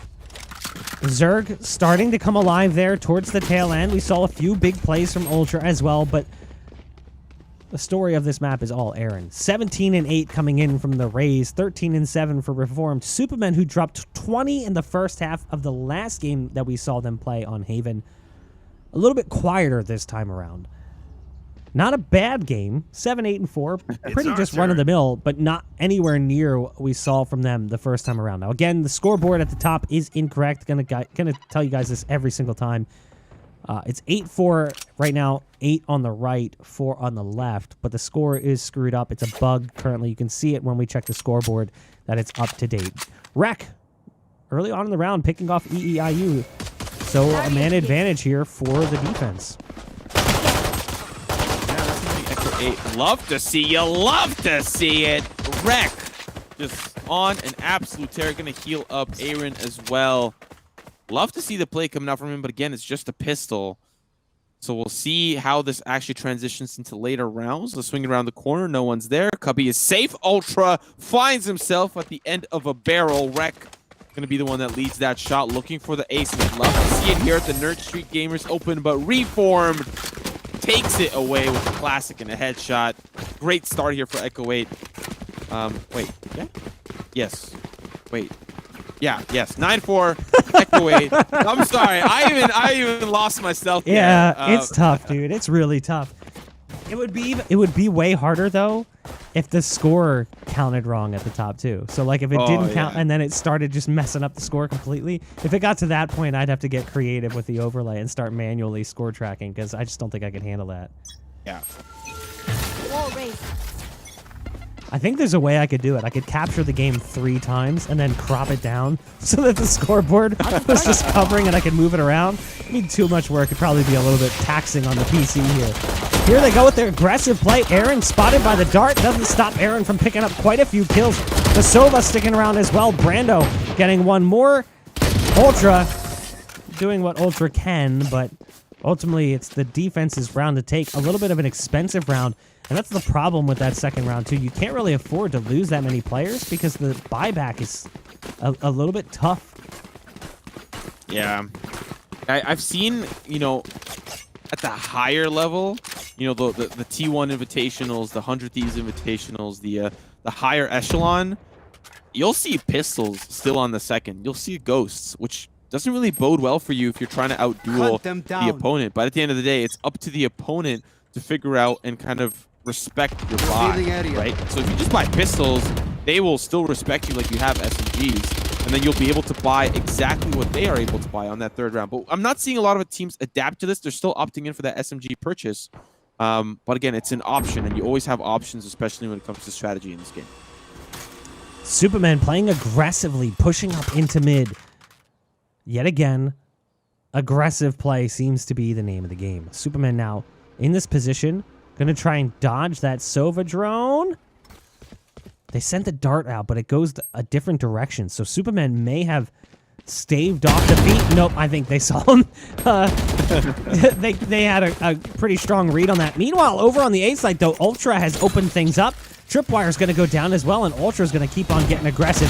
Knows there's one A connector back towards B, so a spike will go down. They don't know where the Sage is, but they certainly know where the Sova's at. The retake honestly shouldn't happen. If you're Brando right now, you should be trying to find a gun and escaping, because the next round's going to be rough. Yeah, I mean, there is one towards window. I'm not quite sure if they're just... if they have that presence of mind to either remember that there's a gun there or have that opportunity. Brando may be just looking for exit frags, but at the end of the day, if you are the attacker team, you're going to be going down the alleyway that you know is safe, right? So they feel that going back to the defender spawn area, going back to the A garden, that's kind of the safe way to go, and that's what they'll do. So backing up to safety, Brando not finding any exit frags. Don't think you even really want to save the Spectre, but it's a gun nonetheless that you can use towards that next round. Maybe give it to Aaron, who plays a little bit closer than I feel like RSS would like. And there it goes, Aaron with the SMG. And the rest of the team will likely have enough to buy with their Vandals and armor. Yeah, Superman has to go down to the Bulldog and light armor, so you can see the impacts of this economic drought coming out for the defense. Again, it's 10-5 right now in favor of Echo 8. Again, and Aaron gonna go ahead and just heave-ho a nade out early in the round, tossing it back through the doors, doesn't connect. Meanwhile, over on long, they were able to get control of that ult orb and back off as well. So they've got the res up now. Rec is going to be able to pick somebody up and bring them back into the field of play.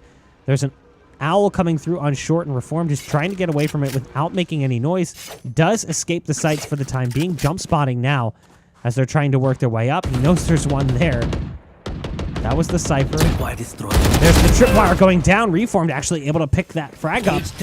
And the heal coming through as well. So a nice little start here for the defending side.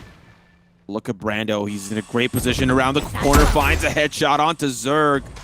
And that's the type of, aggression you love to see, especially when the other team isn't really respecting all possible angles. Like, look at this positioning.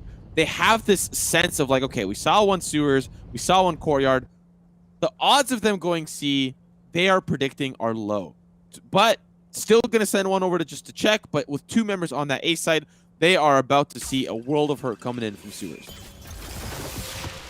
The arrow misses, and that's a huge savior for Reformed here, who's in the corner. Reformed able to escape and get around the corner as well. So able to delay and could potentially play off that spike plant. There's one trapped in the tripwire. Kurt going to go around the corner, but it's going to be a 2-on-2, and look at the damage to the attacking side. They are so low on HP. Both players just a stone's throw away from death. Brando on the flank. Both players realizing they're low on HP. Gonna have to make a play somewhere. Superman could potentially get shot in the back. Has to be careful. Reads it potentially. Picks off the first. Doesn't know the second's there. Brando now tapping that spike. There's Superman finding the next as well. God. A sixth sense. He knew they were going for it. Does not fall for it one bit. Man, he spreads his cape and lets it fly. Superman taking off those glasses. Kent Clark becomes Superman, and a beautiful jump down. Gets the shot right into Kurt, right between Kurt's eyes. And that'll be the hero play to finish off that round. 11-5, a great start to the second year for the side of Echo 8. Starting to wonder if either this map is just their pick, just their comfort zone, or if they're just really that good. We'll have to see when that next map comes into play. But on this one, Haven, Echo 8 doing a phenomenal job thus far, first and second half collectively. But now entering into that fifth. Let's see how the attackers answer back. Kurt with the Stinger, not really the weaponry you want to have, but the rest are locked and loaded.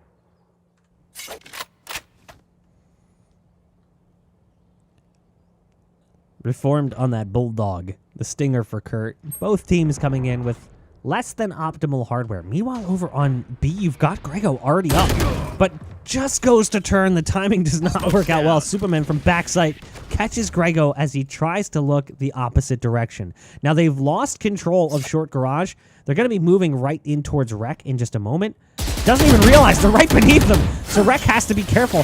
The orb's going to go down. Doesn't have the heal up. The ult's going to come out from Aaron. The support from the Raze. Another slow orb going down as the spike is present. Kurt with just 13 HP. They've got Ultra over on the A site, so well away from the play. Ultra does at least get the kill onto Superman, and the Bulldog almost gets away from Reformed before closing out the round. 12-5, Echo 8 is 1 round away from closing out map 1. Match point and look at the economy. Sub 3,000s across the board. We're seeing a potential judge, a sheriff. You know, they do not have the weaponry. They're opting into the heavy armor, which is interesting. You think about those opportunities. Okay, can we have some weaponry? Can we take a weapon away from them and use it to our advantage? That is kind of what they're thinking here. They have to invest into those heavy armor buys, because if they're going to win these duels, it'll be off the back of having just an extra chip off the shoulder. Right off the bat, Aaron says, yeah, I'm not going to let you guys get any advantages. It does end up going down. The ult's going to come in. Does a little bit of damage as well. There's no Sage left, so there's no heal coming out. Meanwhile, on the opposite end, you've got Sage, so you've got the res, and they're already going for it. Aaron's going to get picked back up. It'll be a 5-on-2. They're going to try and go ahead for that Hunter's Fury. Kurt tossing it out there. A lot of dots in that territory, but just couldn't quite get it to hit. And now Kurt with 39 HP, trying to stop what seems to be inevitable. Dodges the shock dart, but will go down to Aaron. 13-5. Strong first game coming in from Echo 8. You know, I have to say, Bach, definitely a different Echo 8 that we saw comparatively to the last couple of, you know, open qualifiers from Nerd Street. And really have to say I'm impressed with their form. A lot can happen within a week or two, especially when you've got VOD review, when you have coaches, you know, if they have a coach kind of aiding in the strategy, and also just watching other tournaments and see what other competition have to offer. And so far, so good for Echo 8. They're treading well. We are going to be going over to Bind next. It is split last map. So if Echo 8 just keep it together, Bind should be just business as usual, or RSS will have their comfort pick, and they will be able to really show that they are the stronger team. Yep, but we are going to go ahead and throw things to a break, guys. When we come back, it'll be map 2 between Echo 8 and resetting sleep schedule. Echo 8 up 1-0 as we move into Bind. Stay tuned.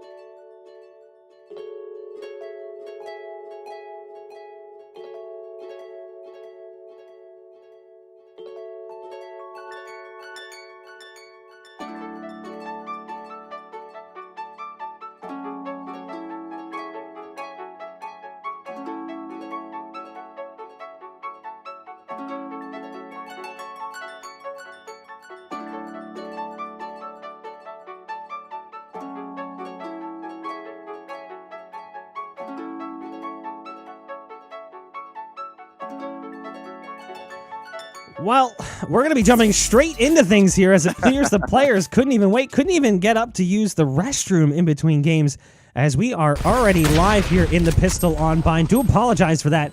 As you can see, things have picked up pretty quickly, and it will be Echo 8 who's starting on the defense, picking up the victory there in the Pistol. But wow, they did not waste any time. Usually, you'll have like a minute or two. They'll go ahead and, you know, get up to have a break, get a drink, get something to eat. And I'm used to the Counter-Strike world as well, where it's like, oh, I'm going to get up and like bake a lasagna between games. They take forever, dude, between games. It's so long. Yeah, I'm going to file my taxes. Yeah. Give birth to a new child. Actually, my child's going to go to college by the time the next match starts, so... I got to put an offer in on this short sale house, so don't worry. I got to wait for it to go through. It's going to be a while. Like 5 minutes. Yeah.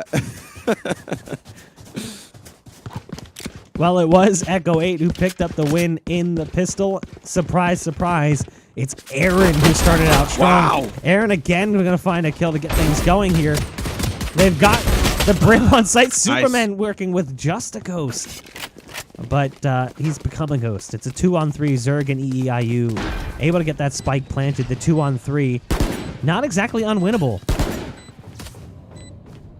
Still have that opportunity to do so. Reform going to make those winnable odds not really as strong as the opposing team would have liked to. And that's going to be Reform finding another, the Bulldog, on a leash, but he lets it go, lets it fly. Finds himself 2 quick kills. 2-0 start. I like to say that Pistol being very volatile. They got a flawless Pistol round. And now moving on to that third. This is where that full buy going to be coming out for the side of RSS. Vandals across the board. See if they're able to make that magic work, because on the opposite side, they are getting some weaponry for themselves as well. They have some toys to play with too.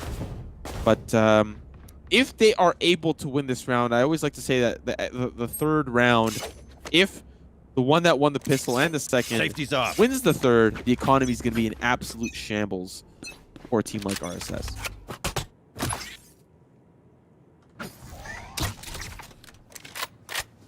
We'll see what they're going to do here. Reformed just goes for that camera placement on the front of the bin. I like this. Front of Tuna, able to spot both hookah and long. But it's just a headshot angle.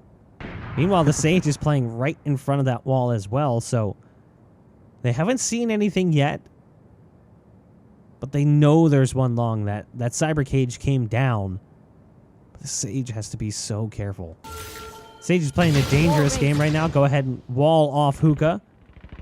That'll allow them to focus their efforts over on long. There's the Tremor coming through, the flash to follow. The Owl now about to peek out. The Spike is still back down in spawn. There's still one on long. And now it looks like they are going to recommit and go ahead and go for this site. The Sage really questioning their play here. As you can see, they're just not sure if they really should have done this. Slow Orb's going to go down up in the window. Now they know that they're here. The Sage going to send some damage down, able to pick off Ultra. There's one right on the other side. Wow. Rek going to get another. Make it 3 for Rek. It's come down to just the Sova and the Sage. A little bit too slow as it's all up to Zerg. Imagine. Wow. Imagine buying an Operator round 3 and not able to use it to great effect. Just a rough position in hookah, trying to get those shots in onto that site. Not going to connect. Going to find one, but it's the rest of the team that are now hurting for credits. And it'll be the El Clasico buy across the board. You have to wonder now if you're RSS. Of course, it's only round 3, but these are rounds that are starting to stack up over to Echo 8. And having the credits now, the weaponry, the confidence, playing that type of aggression is just should not be happening on the defensive side. I mean, buying that up, and then I think only firing it twice. Like, that's just as brutal. Like, you spend all that money on that heavy equipment, and then you really don't even get an opportunity to use it. Now, Ultra does get a little bit of a freebie there as Aaron got stuck trying to make their way out of hookah using a bit of a peculiar method. Zerg almost goes down, somehow survives. Zerg very low on HP. Gonna go for the self-heal from inside the Tunican. The flames from the Molly burn so fast, dropping him down to 23. Tries to swap weapons. It's all up to Ultra. 14 HP. The wall's been destroyed. There's one back sight. Ultra's trying to get into a better position. And now Ultra's just stuck. Oh, the one tap! Oh, you talk to me about my one taps. But unfortunately, it's not going to be the case. Rek will find, you know, actually a lot of kills. A perfect KDA right now. 5-0. 4 rounds so far, not having to fall yet. Rek having probably maybe the best game of his life. I haven't seen his solo games, solo queue games quite yet, but I'm sure that this will be down for the books for him. And then on the opposite side, you have 3 players who have yet to get on the scoreboard. EEIU, Grego, and Kurt all coming in with an egg right now, and they desperately need to crack it. Got to make some omelets. Superman goes for the peak early on, guns down Ultra. Superman rocking the AWP, not something we see very frequently, typically a rifler. There's that tremor coming down over towards the hookah, but it's not going to really do much. Rek has to dodge that. Ouch! Rek goes down to 30 HP trying to get away from that. Meanwhile, they manage to get up into sight. Rek is not really in a position you want to be in. Dodges the ult. Dodges everything coming in. Rek is just trying to stay alive. Aaron offers support, so now the breach from behind is taken care of, and they might actually have a chance to get back through from hookah. Aaron continuing the charge. You know what Aaron wants to do. He wants to go for that rocket. There's the Roomba coming out, the bomb buddy sniffing out the close corner. Not sure if anyone's back sight. They're going to continue to push out, though. I mean, this retake is well underway. Roam from the side of EIU. He was thinking about going towards short, but backs down to long. Zerg gonna find Superman. He's gonna find Reformed as well. Zerg saying, I'm not the only Sage that can frag out. Brando now, the last member standing, has to deal with 2 low members. They are kind of in that area, but he will back away, concede that spike, and around the first round going over to RSS. That was a misplay coming in from Echo 8. They had a 5-on-3 retake. And they had the showstopper as well. I thought for sure you were going to see the ult come out from the rays flying through the window. At least send that rocket down towards elbow. That's like a free kill. That player's stuck in that position with the slow orb down as well. Decides to hold off, thinking it's a 5-on-3. We got this. And it does kind of fall apart from that point. Now, the money is still good enough to get a buy, but not going to be good enough to continue buying beyond this point. The Bulldog in the hands of Aaron already. So all it took was 1 round loss to force that issue. Moving on to this next round, though. Still Echo 8. They can bounce back. Unfortunately, maybe not everyone has the weaponry to play. They've got a Bulldog on the side of Aaron, but we've seen how close Aaron can get through the combat itself. Maybe that type of aggression can start things off hot. The showstopper in the shower is not something you really want to see, but quick kills traded back, leaving us at a 4v4. 2 members on the site. Let's see how they stop this push in. It's Superman with 2 quick kills down. Brando now to the side. He's going to lose his life over to Grego, my Echo. Now Reformed as well as Rek need to make their way onto the site carefully. The spike's been planted. It's a 2v2. And Ultimate's out of play, so nothing too fancy going to be seen on this end. I'm going to have a little bit of support from Rek, taking the slow way around to the cubby. Now they know that that is a safe area to go through. The last member going to be behind Tetris. It's going to be EEIU. He's playing it safe, not moving too quickly, and still waiting for those members to peek into him around the corner. That's going to be Reformed. Still waiting for that last final member. It's Rek, and that's going to be the spray. Secures the kill. The defuse will come through, and another round on the board for Echo 8. Still only 1 death for Rek, and it came in the 1 round they lost. So the solution is clear. Let Rek live, and the rounds will always go your way. Stats don't lie. They have won every round that Rek stayed alive. So clearly, that's, you know, that's just the way it's going to be. But another round here for the defense of Echo 8. RSS found 1. They had to scrap it together over on the B site, and I would anticipate potentially a play in that vicinity again. But look at the buy already. how quickly it crumbles. You know, they're going to have a Sheriff in play, a Bulldog light armor. You have to assume they're going to be working with less, no wall, only one slow orb for the Sage. So definitely going to be a little bit of a difficult round coming out here for the attacking side. As they try to work their way up long, Rex going to be taking the battle right to their faces. They've got Reformed here. I'm not sure what Rex was looking at. Kind of spiraling his head around. Wasn't paying too much attention to the push that was coming through. The timing works out really nicely for the attack. Yeah, they're ready.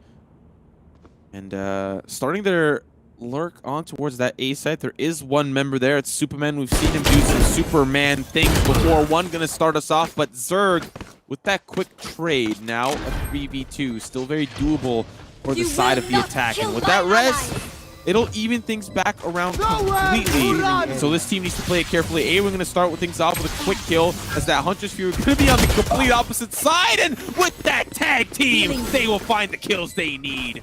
And now another round for the Bucks for them, putting us at 6-1. So you couldn't really tell what was going on here, but just looking at their position, they were trapped inside of lamps. So they had the pincer. They had players coming in from spawn, players coming in from short. So once they start sending that Hunter's Fury down towards lamps, towards U-Haul, they have to try to run somewhere, and they just run straight into Aaron. Not a player exactly you want to run into. 7-4 currently for Aaron, 7-5 for Superman. Rack still only 1 death, 8-1, 8-3 leading the charges. Brando with 7 assists as well, so that shows you the work being done by Brando with those darts, spotting things out early. And again,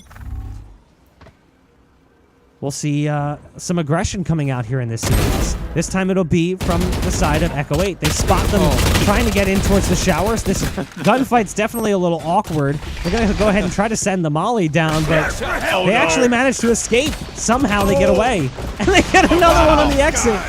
Oh my god, but the return Wreck off to the side. He's going to make his way onto the side at the perfect moment. It's a trade, but at what cost? 3 members down now. EIU somehow through all of that. Grego as well. Superman now having to avenge his fallen comrade. Needs to get that job done. Fault line not going to connect. Still looking for those 2 pesky members. And now a 2v2. Superman gonna play very aggressively through the smoke. Doesn't see one off to the side. That's gonna be the barrel of the gun. Finds it. And still one more member in that smoke. Superman around the corner behind the box. But with that spike, he will make his way potentially maybe off to the other side. But 25 HP, he'll just go to the showers. Trying to wash away the stench of the scoreline right now, potentially. Grego, very low on health. Does have Rolling Thunder. Has the Tremor as well. Has the opportunity to get into that site potentially if they can deal with the Brim. Superman playing this one passive, so not really giving him any opportunities. Now starts to peak. Understanding the time and where it's at. This player's got to come into position. So they're going to go ahead and stick the plant, and they're going to get it. But I like the fact that Superman isn't going to go ahead and force that early fight. Wants to play the 2v1. So they give the plant up, and now they're going to go ahead and drop the smoke down on showers. There's the tripwire as well. Inside it, they catch him. Yeah, there you go. Really well played. Dropping that tripwire inside the smoke makes it almost impossible to spot it. The ult comes out, but it doesn't make too much of a difference. Echo 8 just making it look easy. I wish I could play at this caliber and be an immortal ranked player. Unfortunately, I'm not that level quite yet. Still working on it myself, but Echo 8... Where are you at these days? What level? Listen, I'm waiting for ranked when the game comes out. Not trying to dive in too hard. Saving yourself for marriage. Listen. Tim the Tatman, who's been playing a lot, recently went into a competition against Dr. Disrespect, and they played their ranked games together, and he placed silver. So considering Tim's been playing with the likes of Cloaksy and some of the other guys at the tippity top, I'm saving myself, like you said, for marriage. Waiting for that game to come out. But hey, still gonna try to make my best out of a sticky situation. Superman gonna push up, and he's gonna find a quick frag. So silver is the answer. Listen.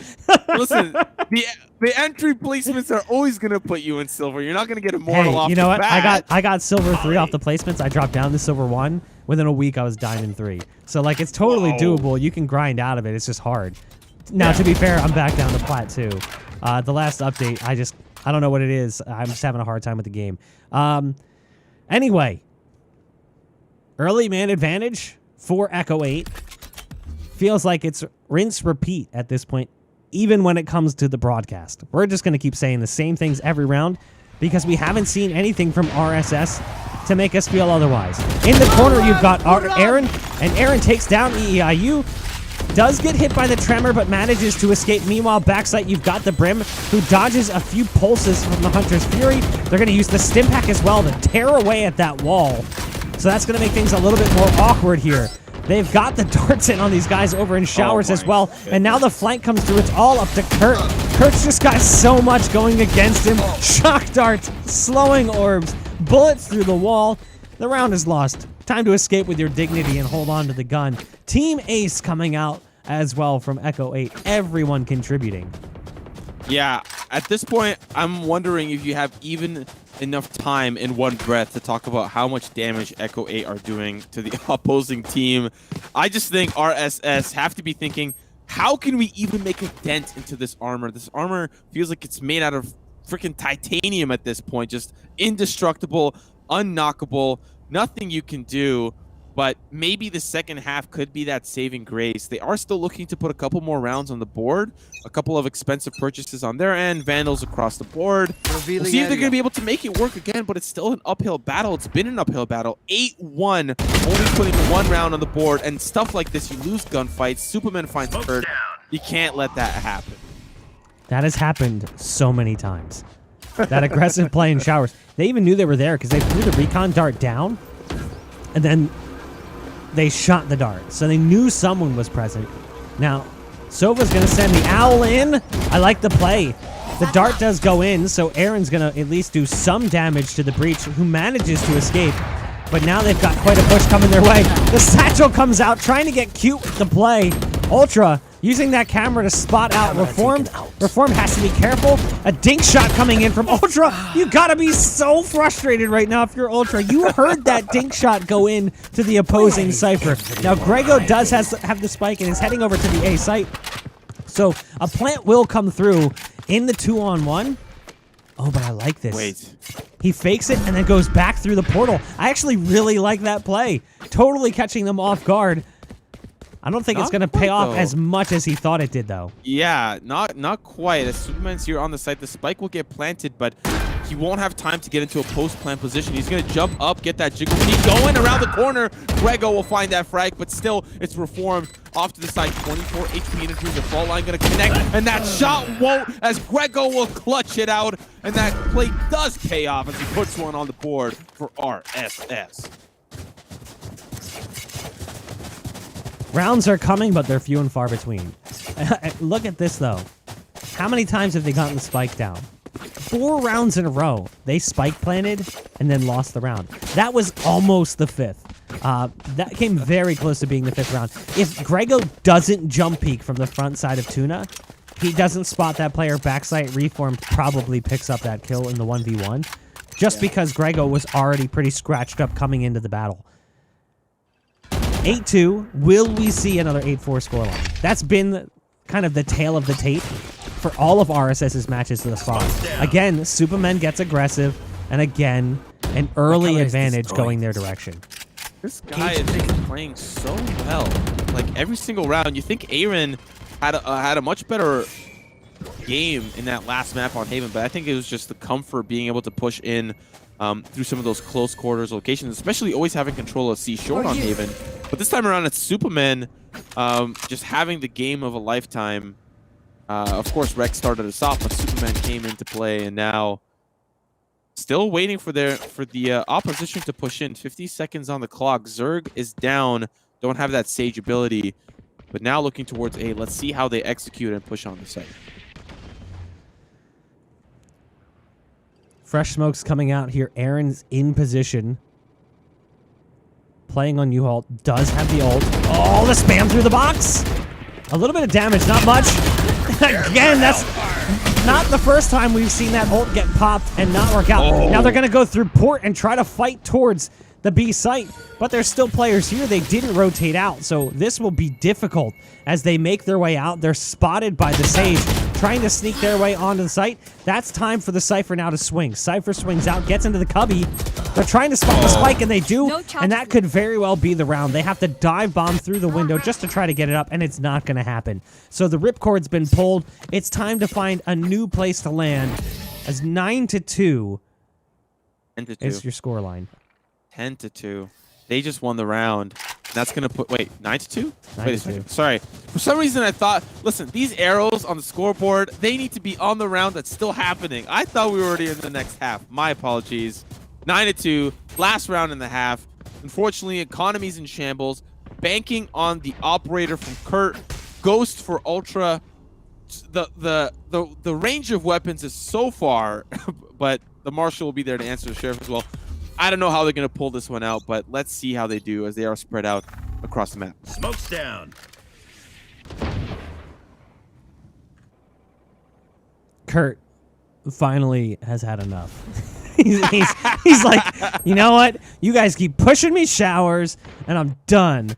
This time, though, yeah, there you go. Finally, Kurt takes down Superman early in the round. It was actually the Cypher who got things going, though, in mid. Reform took one out. So they do have a gun down in showers, but what is this? Aaron just catches Ultra kind of just playing out by himself over on the site. There was no support, no backup.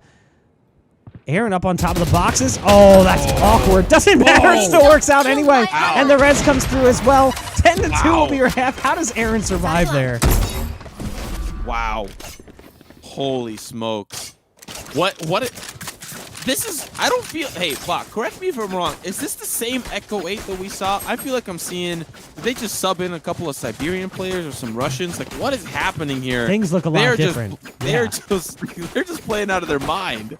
Clearly, they weren't happy with their performance last week, and they have really stepped things up. I would have felt like this would be a much closer game, but yes, Echo 8 is absolutely stomping.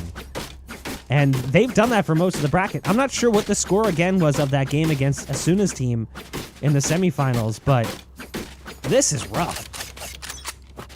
Yeah, we are seeing strong legs make an appearance in the chat, and I feel like you feel the same way we're feeling right now. A very interesting performance from Echo 8, just coming out of nowhere, swinging strongly. And I think the main person that's upset about this is probably Kurt. We talked time and time again some of those peaks from Superman. And speaking of Superman, this guy is up in the hookah, trying to get a couple of those early kills. It's Ultra that finds Reform, though, taking out his alter ego. On the opposite side, EEIU in a great position. We saw a position like this early on in the tournament, and it's boded well so far, but still, the attack not able to find their positioning on towards that B side. Aaron able to drop Kurt in the backside of the site. Aaron just going to hide in this corner, though, as the Tremor comes down. Gotta watch. The AoE on that is deceptively larger than you'd think.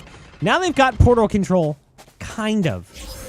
The Brim is going to take down Ultra as he peeks through. They've got the Brim pushed up on short. EEIU here with the Frenzy. Not exactly the greatest gun, but with close range battles coming his way, it's going to work out perfect. The spike's been dropped, and now they've got full control. He'll swap things back over. Gonna take the battle to Superman as well. And it's all down to this. A one-on-one between Brando and EEIU. EEIU has swapped pistols, and he's gone to the Ghost, and it's worked out nicely thus far. 39 HP for the Sova. He's gonna have to keep taking the fight to him, and he does. Brando barely walks away with the victory. 39 HP, but an 11th round for Echo 8. EEIU committed to light armor that round. Light armor. Still lost the duel. Absolutely incredible coming out from the side of Brando. I can't believe it. I cannot believe it. And now moving on to that next round, they've got themselves one round away from match point, and Echo 8 have Spectres across the board. You're seeing the committal buy. Look at this. 2 Stingers, a Judge, and some Sheriffs. They are looking to play because they don't want to be out just yet. Revealing area. Well, they're going to have to wander into Kurt, who's got the Judge. And he's stuck back behind this wall. Doesn't want to send shots down, so offers up a shock dart instead. They're going to go ahead and break the wall, but the smokes are present as well. So there's plenty laid out for the attempt to take the site. And they'll have a little bit left as well. There's the ult coming in. Reformed can't escape it. So now it's come down to one. It's Aaron who went through the portal to get away from it. So the round is going to be the opposition's to take a third one going on the board. Aaron, there's nothing you can do. You might as well just hold on to the gun. Really well played there from the defense. You kind of forget that Brim had that many kills in the pistol. So Brim was able to build up that ult way too fast and ends up popping it way too early. I'm just at a loss for words. This bind map has been so interesting to see these two teams go head-to-head. Despite an 11-3 round differential, I still think that RSS are trying out these different strategies and different ways to try to take Echo 8. Of course, Echo 8 just somehow winning a couple of these duels now, trying to win yet another. They're on the pistol because they weren't able to win that round, and we are seeing the economy in a little bit of a weird place, but it should balance out shortly.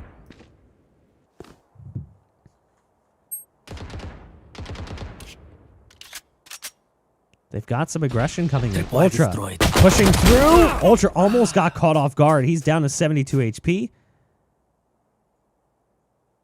And if he had continued that push further, likely would have gone down. The Brim was waiting there around the corner. And he knows his tripwires were taken out as well. So good presence and peace of mind there from Ultra, who's now back behind this box. Has to be careful. As the timing is just so bizarre. Ultra peaks, they move to the one side. Ultra peaks, they move to the other side. There's the kill finally coming through onto Ultra. And they'll go ahead and get the heal in as well. They're going to grab that SMG. They're actually going to toss that one over to the Sage. So Sage going to be rocking the SMG. The wall's going to go down. And now the support has plenty of time to rotate into position. And they're going to have to just full run it back towards the A site. Yeah, I mean, there is only one member there. It's going to be Kurt with the judge. He's going to be making his way through the showers.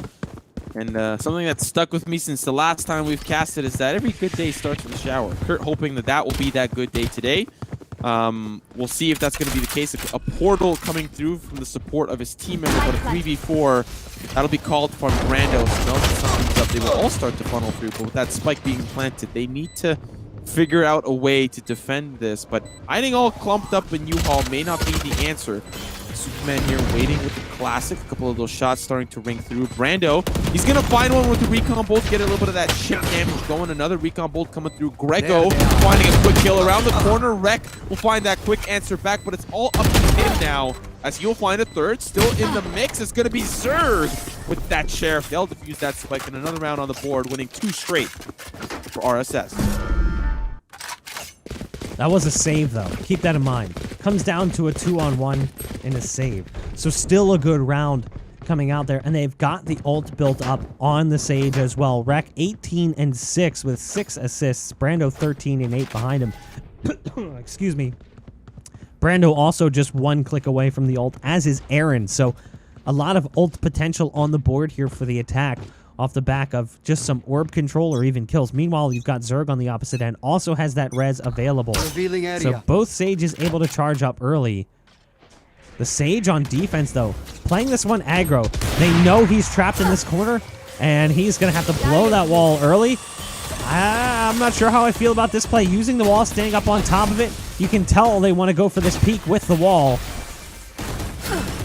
That second orb comes through, and I'm not sure that was on purpose. Maybe an accidental fall off. Luckily, they had short control, so they had the push up all the way on short. Here comes the attempted play over towards the site. Kurt gets a TK! Kurt just killed Ultra with the shock dart. No! Oh. Wow, like, you rarely see those. You rarely see those. Now they have the position and the setup. A couple of those shots starting to come through. Superman gonna find one. Kurt will answer it back.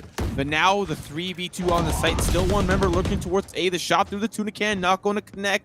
Down to a little bit of HP here for Kurt, but still holding strong. But here comes the swing. Brando will find him. One more in elbow, and that's going to be down to one final member. It's EVIU. He's going to be up in hookah. The smoke will go down. He's got a lot of work to do if he's going to turn things back around. But off of the back of quite a few successful plays. It is Echo 8 in the driver's seat now. That spike planted. All they need to do is wait. EIU, he's going to make sure that he gets in closely. That recon bolt going to be bad news bears for him. The sequel as Brando finding those shots through the wood, and it's match point. Desperate times here for RSS. You and I both know that Ultra is pissed. He is fuming right now. I mean, it's one thing to get TK'd to like a molly where you had like 3 HP and you stepped in it. He got shock darted. That should not happen. So a bit of a misplay, a miscommunication potentially coming in there from the defense. And it costs RSS a lot. Again, the scoreboard is backwards, so don't pay attention to the scoreboard. It's Echo 8 who is currently up 12-4. Go get him. Thanks again to the recent update where the players just change colors. They don't swap sides, but the scores still swap sides. So it's kind of like a little bit of the old patch, a little bit of the new one, kind of smushed together to make this awful sandwich that we all have to sink our teeth into. Should be fixed soon. Here comes the push. I understand the play. You gotta make something happen. They're already coming through on the flank. It's all come down to this. It's Grego in spawn, and he's staring up at the sky wondering, why, God? Why is it always me? And he's nodding his head up and down. Showstopper just barely by the skin of his teeth. The sheriff, unfortunately, he's just a deputy, and the real sheriff's in town. It's going to be Echo 8, a 2-0 victory, and a convincing one at that. I believe it was 13-5 the first map, and then now 13-4 the second, on the backs of superstars Superman, Rek, and Aaron. Unfortunately, for the side of resident, sorry, not resident sleepers. I mean, it felt a little bit bad at times, but it's going to be resetting sleep schedules. They will not be able to come out over Echo 8, and they will win a 2-0 victory. Congratulations to them. I mean, that's just an insane performance coming out from Echo 8. They get their revenge after losing last week's. So hats off to them, and congratulations as well. I mean, they still got second place, so not really the end of the world for Resident Sleeper. Now you got me saying it as well. I blame you. Resetting sleep schedule, RSS. You know, they made it to the grand finals. They had a huge comeback against Way Too French. They looked really good there. Not sure how their game went against Disaster. They were obviously the top team coming out of their group, as was Echo 8, but Echo 8 just looked like they were on a completely different level. Now, if you too want to try your shot at these tournaments, we're running them all the time. Nursery Gamers hosts weekly and monthly Valorant tournaments online. Register today and compete against some of the top Valorant talents for prize pots up to $2,500. Wow. That is a lot of money. And want to give a quick shout out as well to Mike and Ike. Take your candy game to the next level with a pack of Mike and Ike Original Fruits or Mike and Ike Mega Mix. I know that I've had them way, way too frequently. The delicious, fruity, chewy flavors will help fuel your game and power you up to keep playing at your best. Power up with Mike and Ike. That's going to be it for us tonight on the broadcast, though. A quick 2-0 after a couple of quick BO1s. Anything you'd like to say before we throw things to a close? Just really happy to see high-level Valorant played. You know, you cast these tournaments, you see these teams come out, but all of a sudden you're at grand finals and you're watching some new kind of aspect of the game that you've never seen before. And that's kind of what I look towards in these games, in these matches, in these tournaments. And I'm just looking forward to more to see out of Echo 8 and anyone else who comes to challenge them.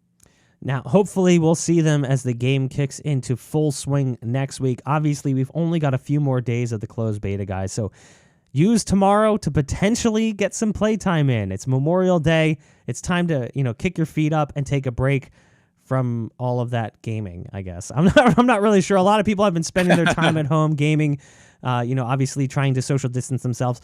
But even still, reset, unwind, play some Valorant. You only got a few more days left before we got to wait for like a whopping 5 days before it comes back out. But still, it's time, and we love the game, and we want to keep playing it. But thanks, guys, for watching, and we hope to see you once the game kicks into full swing as we kick off with more of the Valorant tournaments here from Nursery Gamers.